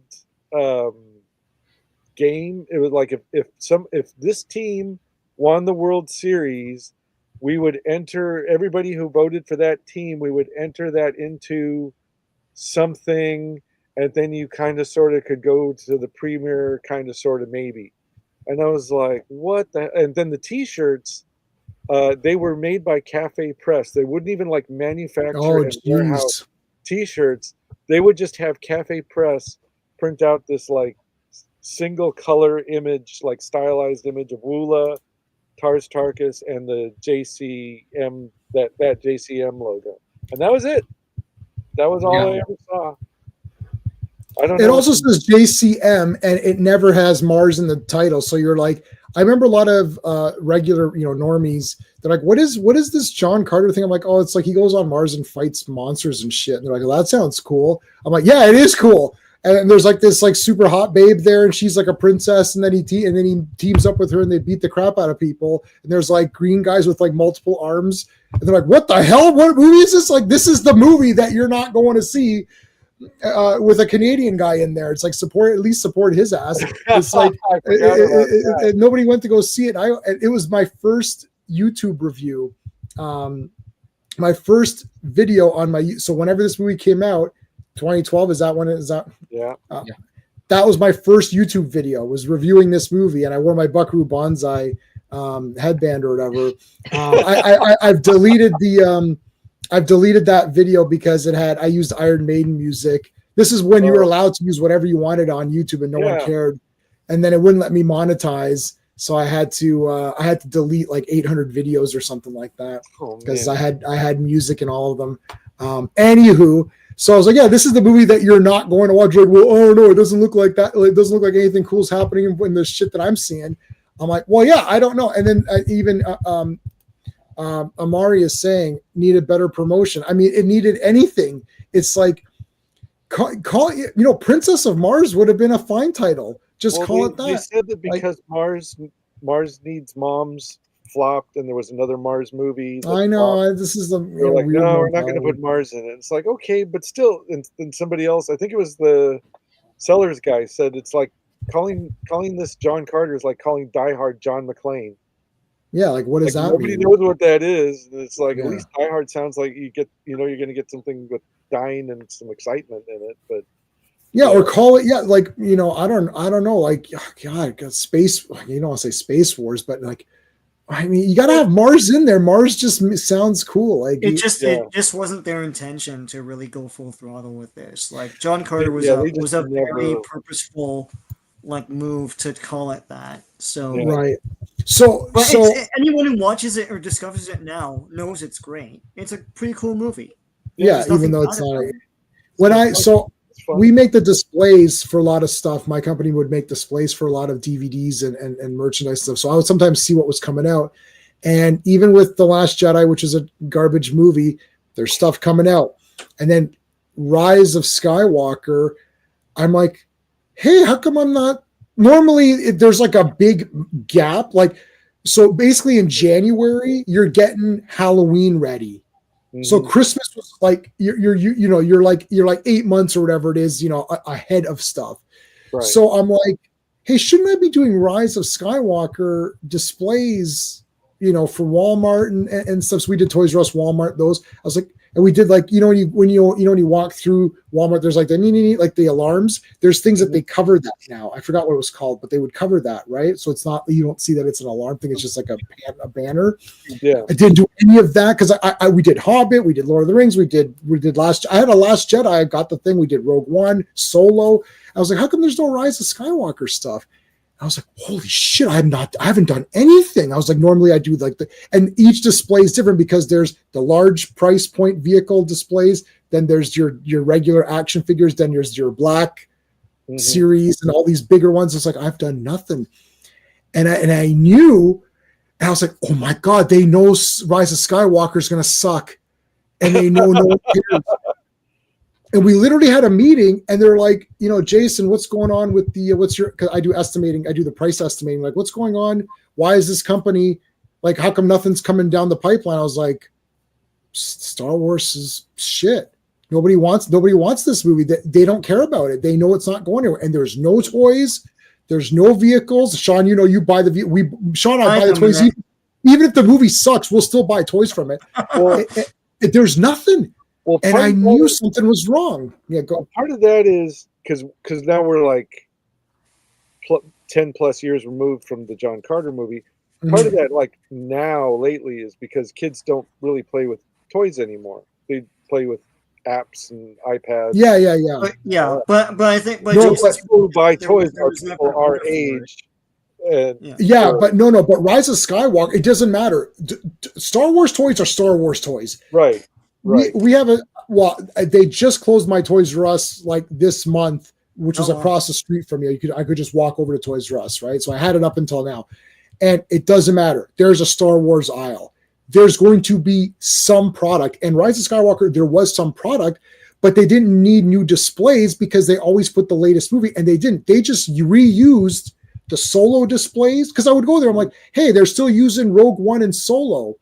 And they just left those displays because technically it's the same, it's always those 3.75 inch figures, the Black Series or the 6. It's the same stuff, but they just need they send us the new art files. So you're using the same structure, right? Like, like we did the Hobbit. So Hobbit and Lord of the Rings, it's the same thing. It just remove the thing and do a new one. But it's laminated into the corrugated, so you can't just change it over. You have to reorder.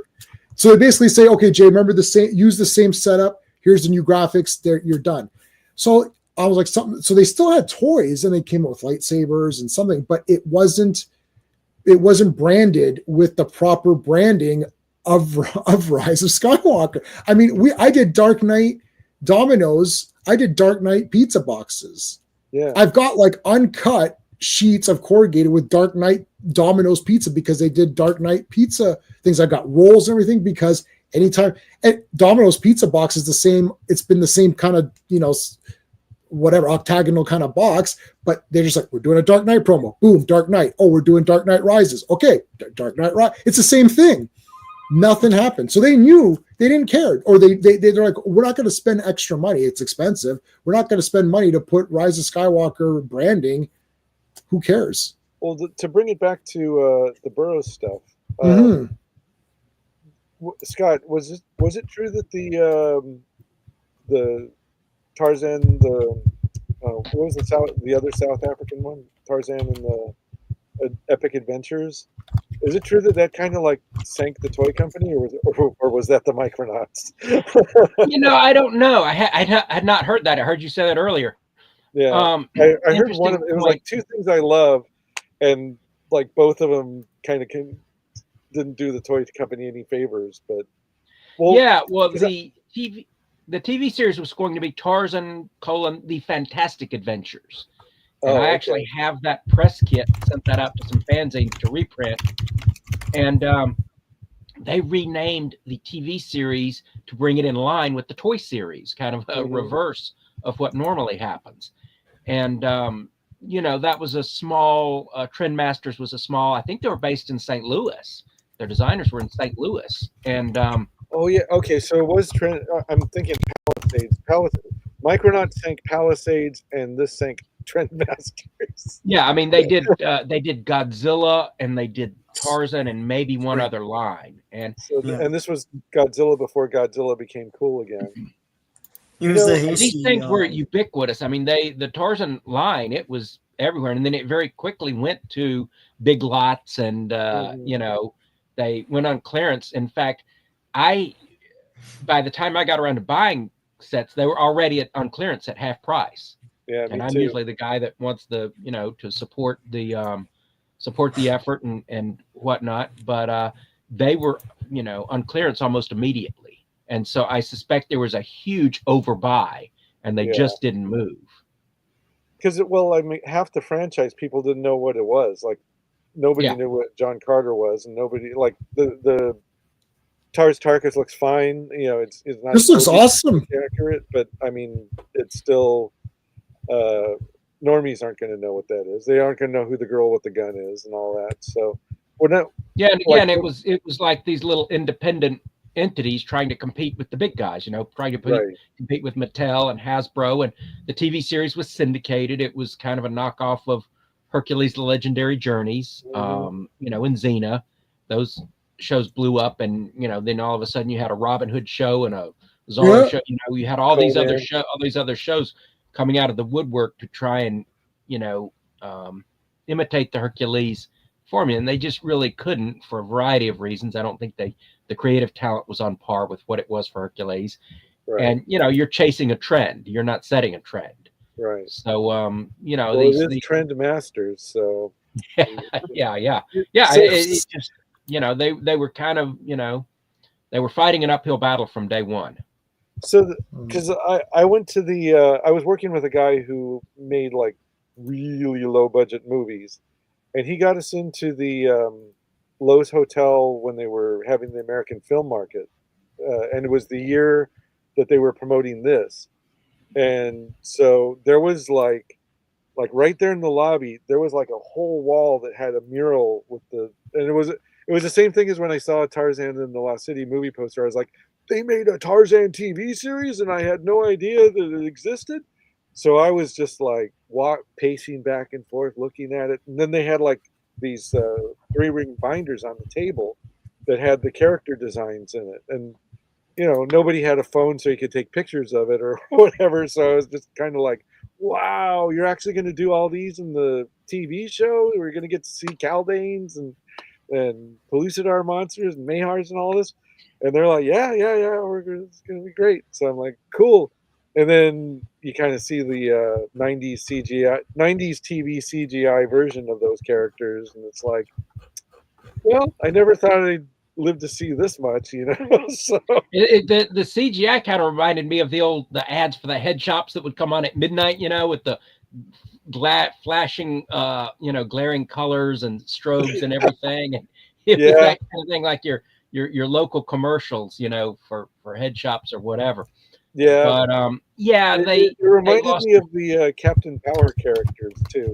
Like the series lost its funding, and so they had to find alternate funding. And I think I had heard that the Crown Prince of Malaysia, who was going to be their predominant financier, was not happy with the pilot or whatever, and backed out. And so they basically lost their budget. They shot the first one in Orlando at MGM's resort there, whatever, and then They went to South Africa, which was cool because it was going to be on location, but that was a cost-cutting measure because they could shoot there really cheaply. Right. And yeah, it's just kind of a failure to launch, although people say they like it. I see people online on the Facebook groups who just discovered it. Oh, neat. This is the closest thing to the novels we've seen. And I think people today are a little more forgiving, knowing that the tech is 30 years old. Right. And maybe we were when we were watching it and saying, why can't this tech be better? Right. Right. Yeah.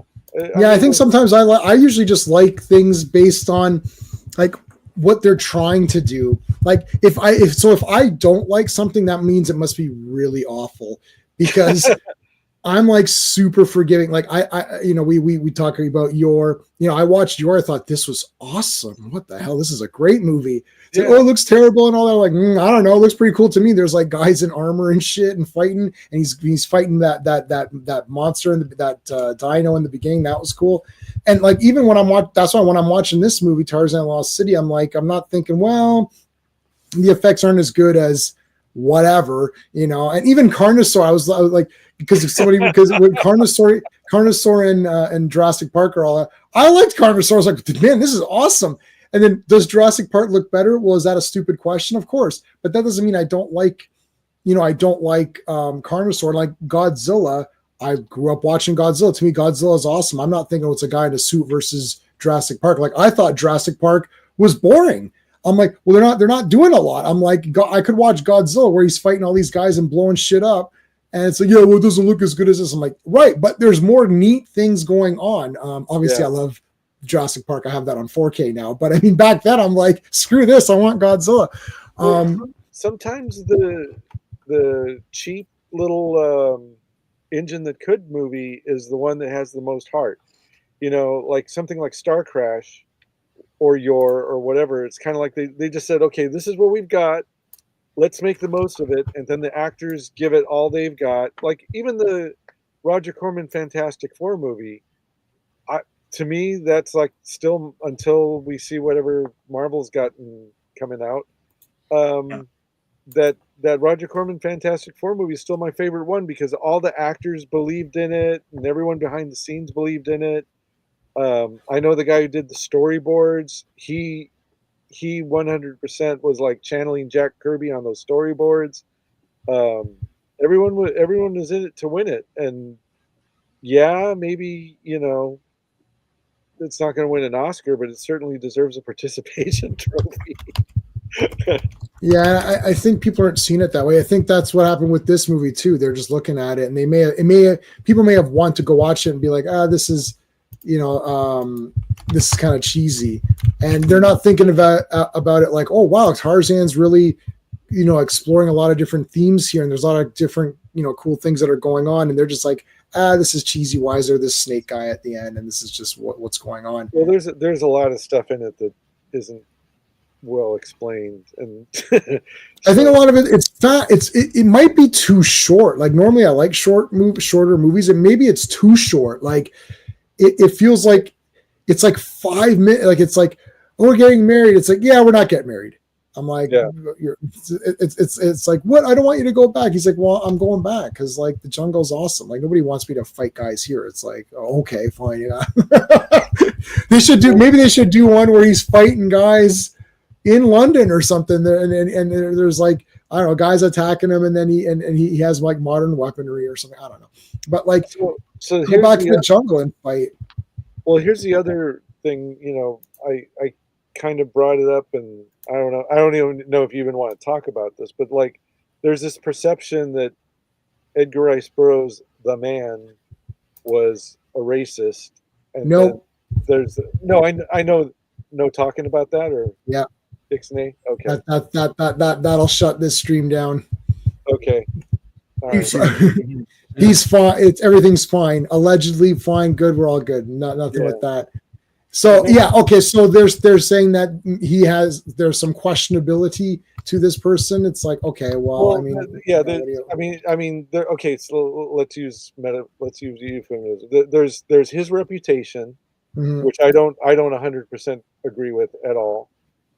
There's the reputation of the movies, the older movies, the older, ironically, Hollywood-made movies that same Hollywood that's telling us now that we're terrible people for liking things that we like, that they made back in the day. So, like, Scott, is that part of the problem that they're having getting like new Burroughs stuff out there, like the more mainstream things, and that's why they have Victory Harbin, and that's why they're trying to put a new polish on an old thing? You would have to ask them. I know that the reissuing of the Tarzan novels have had stuff censored out of them. The current novels that are being released are not unabridged, and really? Yeah, that's not something I really agree with, because on you can go to Project Gutenberg and get the uncensored text. So it's like you're not really hiding anything from anyone, right. because these original texts are available worldwide pretty much. So right. I think just and I think young people are more sophisticated and savvy than we give them credit for. I remember I was 9 when I started reading Tarzan of the Apes, and I just I was into the adventure, and I recognized that some of these attitudes were old timey, I guess you would say. Right. And I just breezed on by them. Didn't matter. This was adventure. And I knew even as a kid that people used to think a certain way that we didn't think anymore. I didn't get bogged down in it. And I think that, I think that's the case. I would certainly recommend, Edgar Rice Burroughs to young readers today. Sure. And they can figure it out. I remember when I was reading Tarzan, I was sitting there in my dad's office. I was reading the first chapter, and I asked my mom, I was like, what is air? E-R-E. I'd never come across that word before. 9 years old, what's air? And when she told me, oh, that's what they used to say, that used to mean before. And so I went to the front and I said, oh, okay, this novel was written in 1912. Because I was kind of, I was kind of struggling with the writing a little bit. And, and then I go and I'm like, oh, this guy's a great storyteller. And I go and I read his bio page. Oh, he died in 1950. Right. You can figure it out from the context that these are, old-timey stories, just like fairy tales. You're going to accept that Robin Hood or, anything that we see today has a historical, precedent, but that doesn't mean we can't enjoy it today. I like Fu Manchu. I like all those books. Those are awesome. Hide history. Like, a lot of this stuff is the foundation of what people love today. So it's good to go back and read that. And like when I was a kid, I read the James Bond books, and they have questionability in there too. But I wasn't like offended. I just knew where the guy was coming from. He made fun of everything. And I love, like, Lovecraft is bigger now than probably ever, especially in his lifetime. And when I was a kid, I loved the Dunwich Horror. Now, being mixed race, I know exactly what it's about, but I like the horror and macabre aspects of it. I'm not stupid, but it's still awesome to me. So, I don't know. Yeah, I think art transcends, where we are as a society at any given time. Right. Well, that's the big question is, like, because horror, I guess, is more accessible or something. Like, Lovecraft is huge. Like, he's like as big as any contemporary author, and yet in real life, he's fairly despicable. Yeah. Yeah. Well, I mean, I think towards the end of his life, he became less despicable, but it was still kind of like there, on the plate. Yeah. And with Burroughs, my impression of the attitudes in the stories were like, if you were brave and a good warrior, and he used a phrase often, clean-limbed, and it didn't matter what race you were, black, white, whatever. You could be Tarzan's friend, and he would treat you like an equal, and you could go on an adventure with him, and everything would be cool. But if you kind of had like no neck and a square head and round shoulders or whatever, and you were up to no good, then it didn't matter what race you were, black, white, Asian, whatever. Tarzan's probably going to kill you before the end of the story. But I think Burroughs was great at imbuing Oh, Oh, this your foot. attitude, and Mm. you know, that you would treat people with respect and consideration and everything initially until they prove themselves wrong, you know. And Right. you know, it's just that's sort of the archetype of the hero. yeah, And you know, that's what we should be focusing on is you know, that these here were heroic guys, and we can cosmetically change elements about them for modern interpretations, but at the same time, um, you know, focus on what's great about them.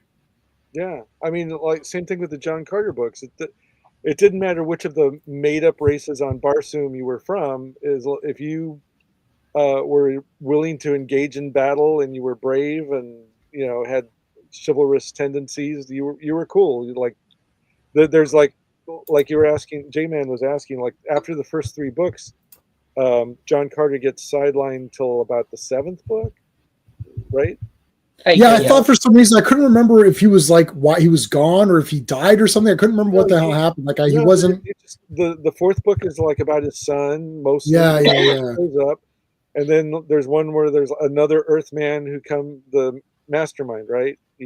Another Earthman comes to Barsoom, and then there's just like all these books about other characters, and he's just kind of like in the background, and maybe he'll show up at the end and say hi, but and it's the same thing. As long as those characters have those traits, it doesn't matter, what they look like. They're just, and that was my takeaway reading those books decades ago. I've only read like when the John Carter movie came out, I reread the first three again, and I was like, it was funny because like when I read those at age 13, I was like, these are the greatest books ever written, and nothing will ever change my mind. And I stayed like that for decades. And then I started to read some criticism, and there was like, it was weird because I think one of those classic editions, I think it was the Penguin Classic editions, it wasn't even like, it was like this harsh critique of the book, and they were like, oh, this is basically Captain John Smith and Pocahontas story and blah blah blah. And I was like, oh gee, I never even thought of that. Oh man, maybe my favorite book isn't that great. Maybe it was only because I was 13. So I reread the first three books or just before the movie came out, and I was like, no. By the end of the first book, I was like, I am buying every word this man is selling. I was like 13 years old all over again, and I was like, this just reinforced. If I could read everything I'd read, all the negative critiques and all the modern commentary about him, and then reread them again and go like, no, you're all wrong. This is why I don't read any. Anytime there's like modern critique, I don't care about any critiques. That's why I'm like not. That's why a lot of times I'm not with people. Like I didn't know Temple of Doom was not good, or people thought it wasn't that good, or all these things where it's like I'm like, you didn't think that was the damn best movie ever. I'm like, oh okay. And there's always some lame. There's always lame arguments too. Friend. No, it's like, but there's always any of these contemporary things where they go back. It's always something lame. And then it's like, like this. Oh, you don't want action? It's like they could talk about James Bond gets this all the time. It's like, oh, he's a misogynist, or he's this. It's just like, I don't understand what you're saying. He didn't save the world in this book. Like he didn't save your ass. Like what's your problem? It's like he saved you, right? So shut your mouth. It's like move on with your day. I hate stuff like that. And then and it's always some guy who hasn't written anything too. Oh, let me see your biography. Let me look at all the books you wrote. Oh, you didn't write shit. Oh, okay. Thanks. You're the best. I'm definitely going to trust your opinion. It's like, haven't written a character that lasted 100 years. Yeah, where's your 100 years later character? Or and you said this earlier too. It's like they want to put their spin on it. Oh, right. Because like, what does Edgar Rice Burroughs know about Tarzan? He doesn't know shit about him. Now John Smith in 2025 he figured it all out. He knows what to do with Tarzan now. It's like, whatever. Your spin, you know what your spin is going to be? Your spin is going to be that you accurately did this justice, and then people are going to say, this was the only guy that did justice to this character. That's going to be your spin on it, and then they're going to be like, yeah, man, I like the way you. And then you're going to say, well, if you like what I did with Tarzan, I also have a couple of other characters. Why don't you give them a shot? They're my own characters that I've created. They're homages, or they've been inspired by, Burroughs or something. Why don't you check them out? And then that's how it happens. It's like, Peter Jackson made Lord of the Rings. Everyone's like, I love Peter Jackson. They went back and watched his other movies. It's like prior to that, I'm like, Peter Jackson's going to make Lord of the Rings. The guy made Bad Taste and like Meet the Feebles and stuff. It's like, he's doing this. I'm like, okay. Yeah. Right. And same with Sam Raimi. It's like they're like Spider-Man. Well, he's made Evil Dead. Go watch those. So you can do your own spin with your characters, make something cool, and then that gets you in the door. Zack Snyder, who I don't like much anymore, he adapted 300, and it was like literally the exact comic. Oh yeah. And I wasn't like, who's this loser, can't make his own movie? I was like, 300. I'm like, this guy made the exact comic on screen. Then I watched his other movies that he made. Yeah, same thing with Watchmen, and same thing with Watchmen. Did with Sin City. Sin City, just ripping off like Chinese Hong Kong movies with a Mexican setting, and then it became, and then he like shot for shot, frame for frame, did Sin City. So with mixed results, but you know, well, whatever. Yeah, Anyway, he tried. But that like if Guillermo del Toro. I'm Mexican. I can't even say Guillermo del Toro. Oh, fired! You're fired. So he was going to do Tarzan for a little window in there, and Frankenstein, and 20 other projects. Right. If you'd done Tarzan, it would have been like 20% Burroughs and 80% Guillermo del Toro's take on it. Oh, it would have been his version. Yeah. He would have been cool, but and the same thing as far as like the things that haven't aged well. Quentin Tarantino, who also I'm not a fan of, but he said that it doesn't matter as long as the character is interesting. It doesn't matter if he's an asshole, or words to that effect. And so, like all these things that people criticize, because they were written in their as products of their time. James Bond, especially, or even one of my young coworkers didn't like Indiana Jones because she said, he's a really terrible person. I'm like, yeah, but except that he's not. But anyways, well, I mean, sometimes you got to send that terrible person into the terrible situation to do the terrible thing and beat the more terrible guy. Yeah, even though he saved children and stopped the Yahtzee players from killing everybody and melting everyone down. I forgot which movie she saw. I think she might have seen Raiders, which has that whole Big Bang Theory, BS theory. That's a stinking lie, and that's debunked in 5 milliseconds. And Big Bang Theory sucks. There's that also. That colored her opinion of it. So well, tell her to call me. I'll fix it up for her. Indiana Jones is a hero. Let me hear what a white male has to say about white. People have tried. Yeah, no, people have tried that on me with other things too, and it's a fail every time. It's like all these people are heroes. It's like, stop it. This modern take on shit. Oh, it was just this and that. It's like, oh yeah, okay, whatever. Killed that many Yahtzees on the way. Doesn't even matter what happened at the end. That makes him a hero.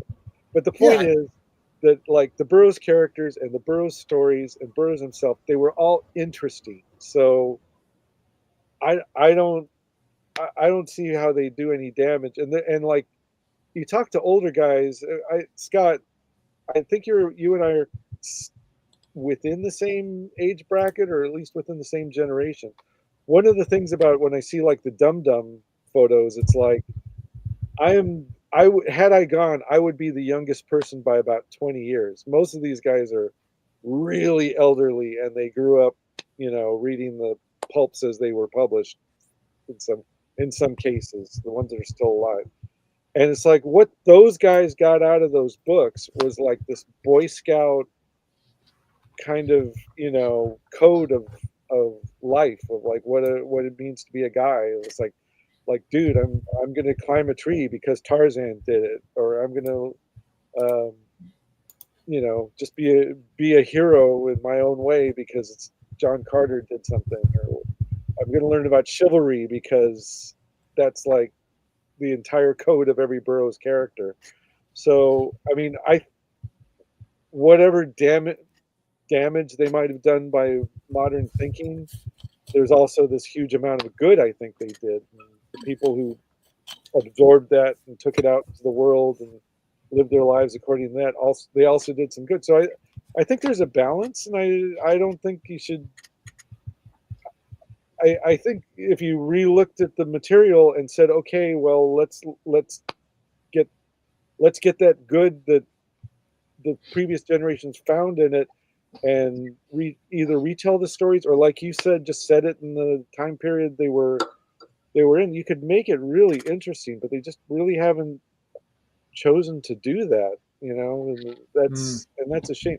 They keep kind of treating it like it should be a kids franchise, which I also think is kind of a mistake. Yeah.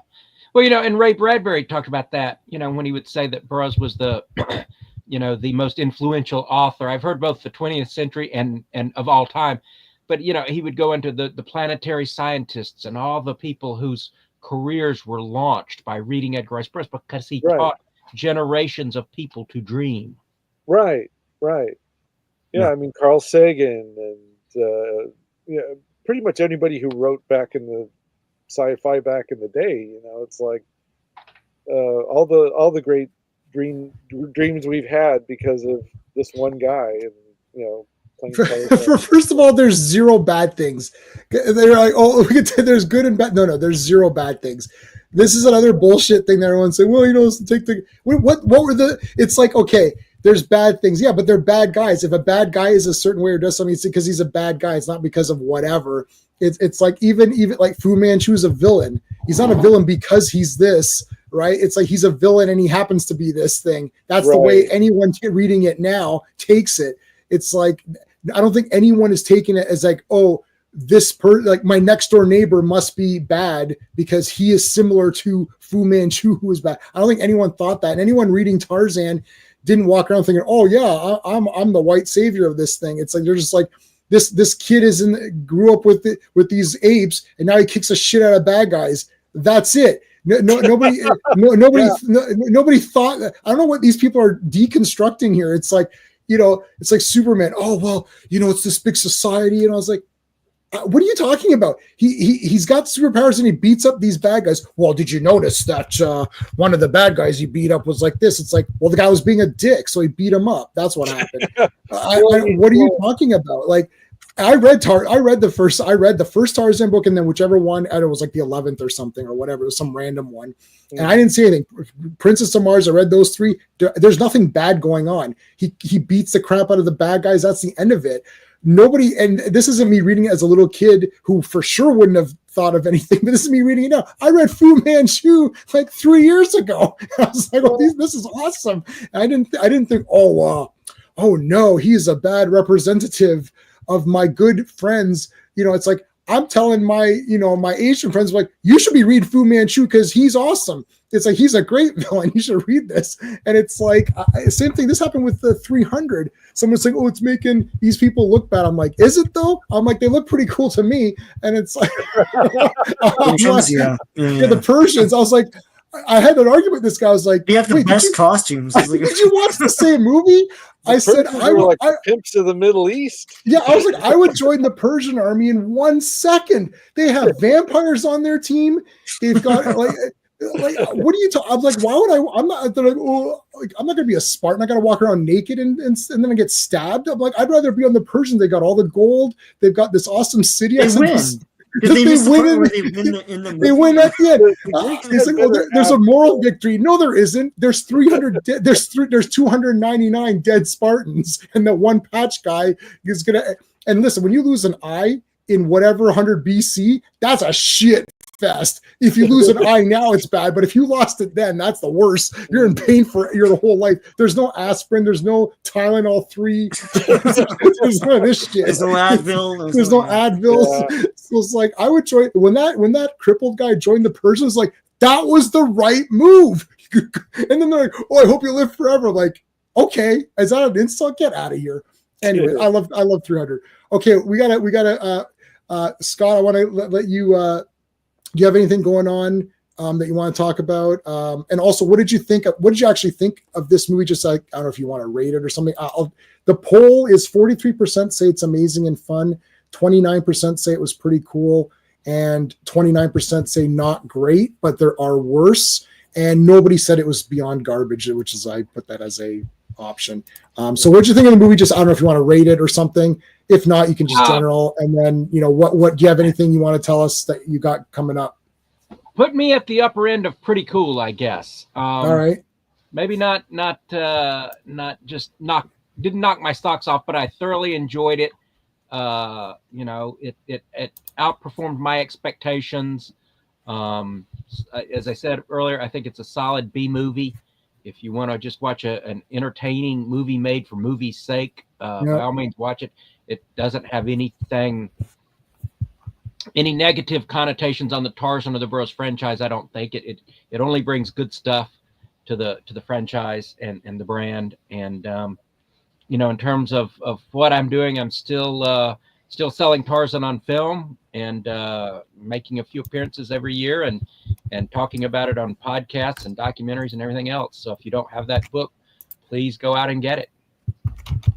Hey Scott, I'll put it up again. Send your tip sheet to email@vromansbookstore.com or go on our website and find out what the email is and send the promo stuff, and I'll put in a good word for you. Maybe we could do an event at the store. Oh, I'd love that. I missed them on my first round of promotions. I went when Centennial Celebration came out. I actually had several opportunities that came out last week of October, and I made like 3 trips back to the East Coast. So I missed the West Coast for Centennial Celebration. And then when Tarzan film came out, it came out in the summer, and I was doing the comic convention circuit. So I didn't do never made it to Roma. But yeah, I'd love to come over there for an event. Who's publishing the Tarzan on film? That's Titan Books out of the UK. Oh, okay. All right. And they did Centennial Celebration, which is now out of print, and you have to get it from a secondhand seller. But that happened twice in the last month. I got 2 new video reviews, or a video review and a print review, from people who got it secondhand and liked it so much that they reviewed it 13 years after the fact. So that's always there's massive good reviews on both, but on that one, it's like if you go, it's like tons of like super positive, like, whoa, it blew me away beyond my expectations, all that. So yeah. Okay. 2000 AD podcast. What else you got going on, Lord Grey Ross? So the fourth and final episode of Your just hit stores this week. Issue.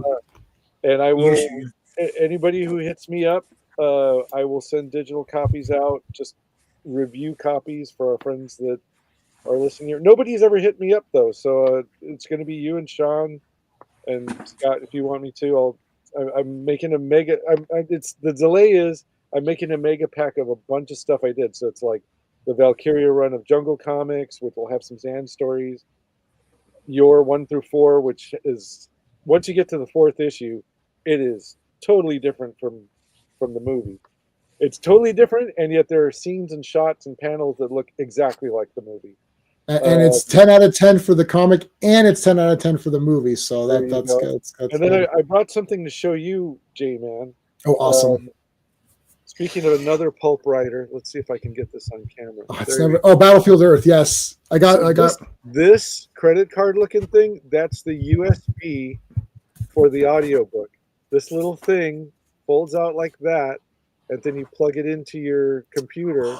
And that is neat.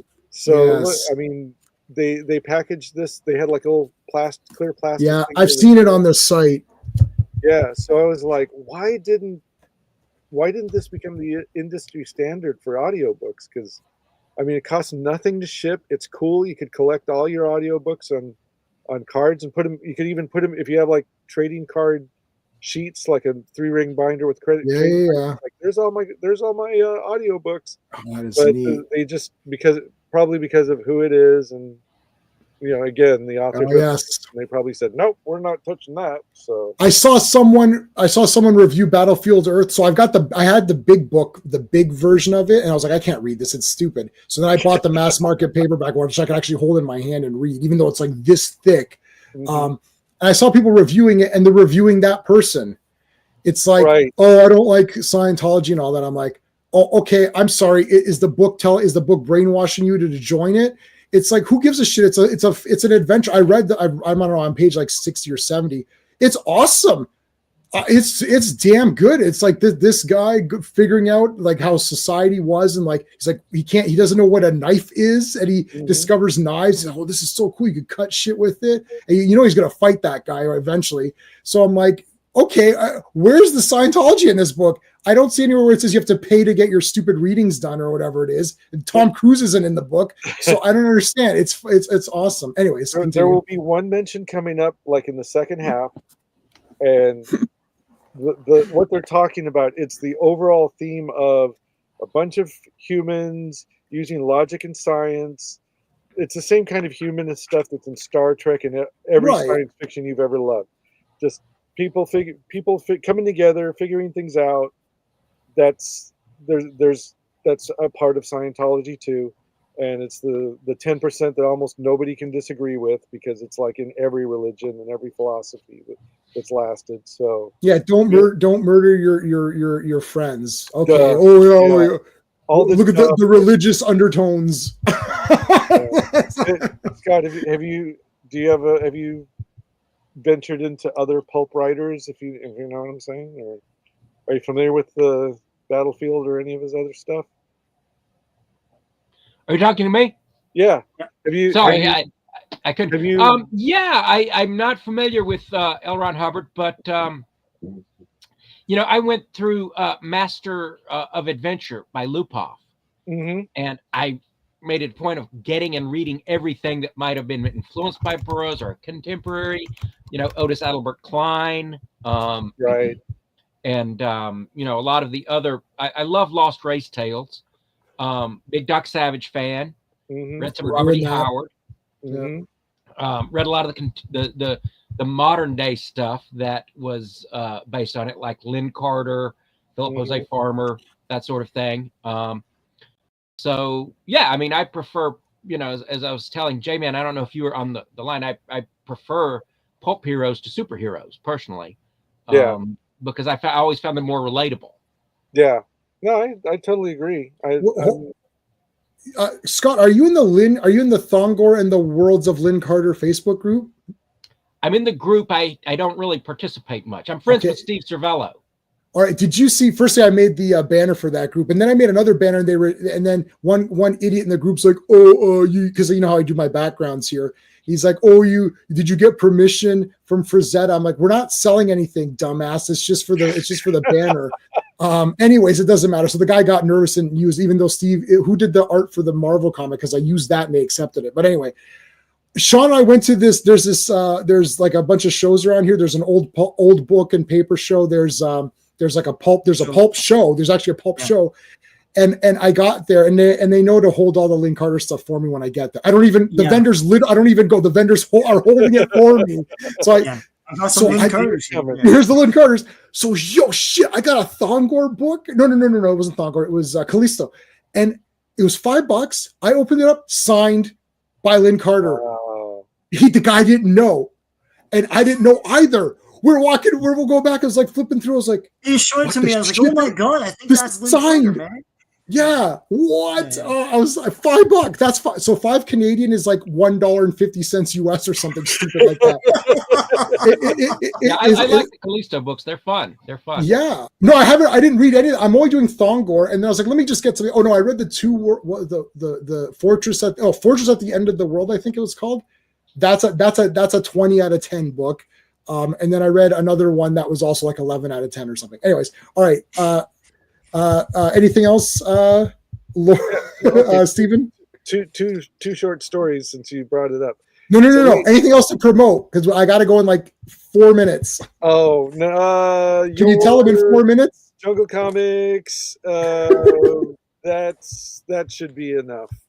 Okay, Sean, tell me what you got, and then I'll be in the comic store buying your issue 4. Also, because I have it pulled, so whenever it comes, my shop doesn't get them. So beyond that, I haven't had time to make more videos, but I have a ton on there with like Marvel 2-in-1, going through Warlord, of this ilk. and some new comic reviews as well. So tuck in, subscribe to the channel if you feel to, and there's a lot of great comic book stuff on there. Awesome. Okay, so tomorrow Sean and I are doing the Legion live stream, Great Darkness Saga, super awesome. And then Friday we're doing Green Arrow, the Longbow Hunters, the three issues by Mike Grell.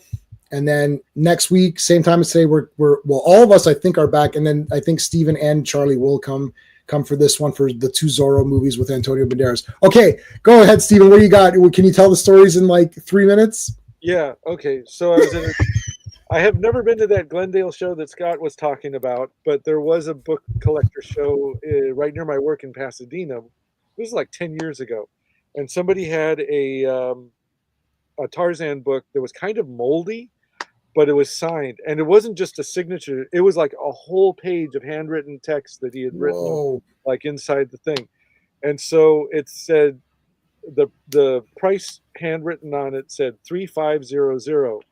So somebody like pulls out their checkbook and starts writing out a check, and they wrote $35. And he was like, no, that's not 30. And he's like, but it's all moldy. And it's like, no, it's not $35. Oh no, that's embarrassing. Yeah. And I think there was another story, but that's enough. I don't want to. All right. That is good. I mean, I've done that too by accident. Sometimes when I was like a dumb kid and I went to one of these shows, and sometimes I'd mix up reprints for real. Like they had some like original like Shazam, like the real Captain Marvel. They had Captain Marvel comics, and I was like, and I confused I'm like, is that $30?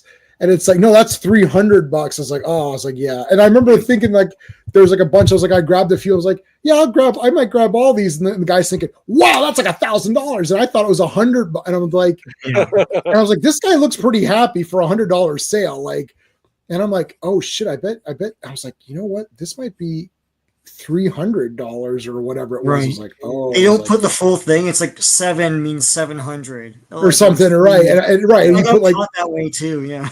Yeah, it's like, or you could put the damn proper price so that we don't get confused or whatever. I can't tell if because they reprint everything anyways, or they bring back stuff in collected editions. You can't tell these facsimile ones. Only way you can tell is by the price tag. The price, it'll say $7.99. You're like, well, this was 35 cents or whatever, or 12 cents or something. So obviously, that's not what it is. But otherwise, it looks. And then also you think, well, the condition is crazy. So, anyways. All right, guys. Well, this was a lot of fun talking Tarzan. We're definitely going to do Doc Savage. I was looking through some of my old reprinted Doc Savage pulps. Scott's got the real ones though. I've got the poser ones where it's like those like $10 versions. Okay. But I'd love to have. Do you have the time for a 30-second story? Okay, go 30 seconds. Go. Okay, so I was at the Book Expo again, like years and years ago when they had it out here in LA, and I was walking up and down the small press. Well, the guy who reprinted all those, Doc Savage and the Shadow, he was like at the back of the hall in like a small press area. So I was walking around the front of the hall in that small press area, and a guy named David Childress, who's one of the guys from the Ancient Aliens TV shows. Oh my gosh. He was at the time he had a magazine called Adventures Unlimited, and it was all this conspiracy stuff, UFOs, Atlantis, beautiful, you name it. All this fake crap. He had books, some by him. He had the Hollow Earth book, the Richard Shaver Hollow Earth book, and I'm just like, if I had infinite money, I would just pull a truck up and just take everything he had.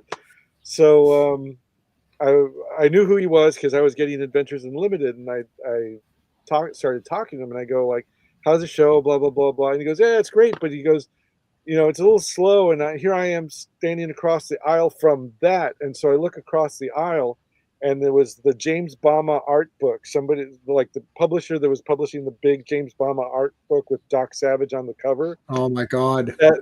That's what he's looking at, and he goes like, that guy, those stories they made me want to do all of this. That was like the inspiration that got me interested in Lost Cities and all Lemuria, all that kind of stuff. And I said, well, there's a guy in the back who's got all the reprints, and today's the last day of the show. He's selling them all for $5. And he goes, where?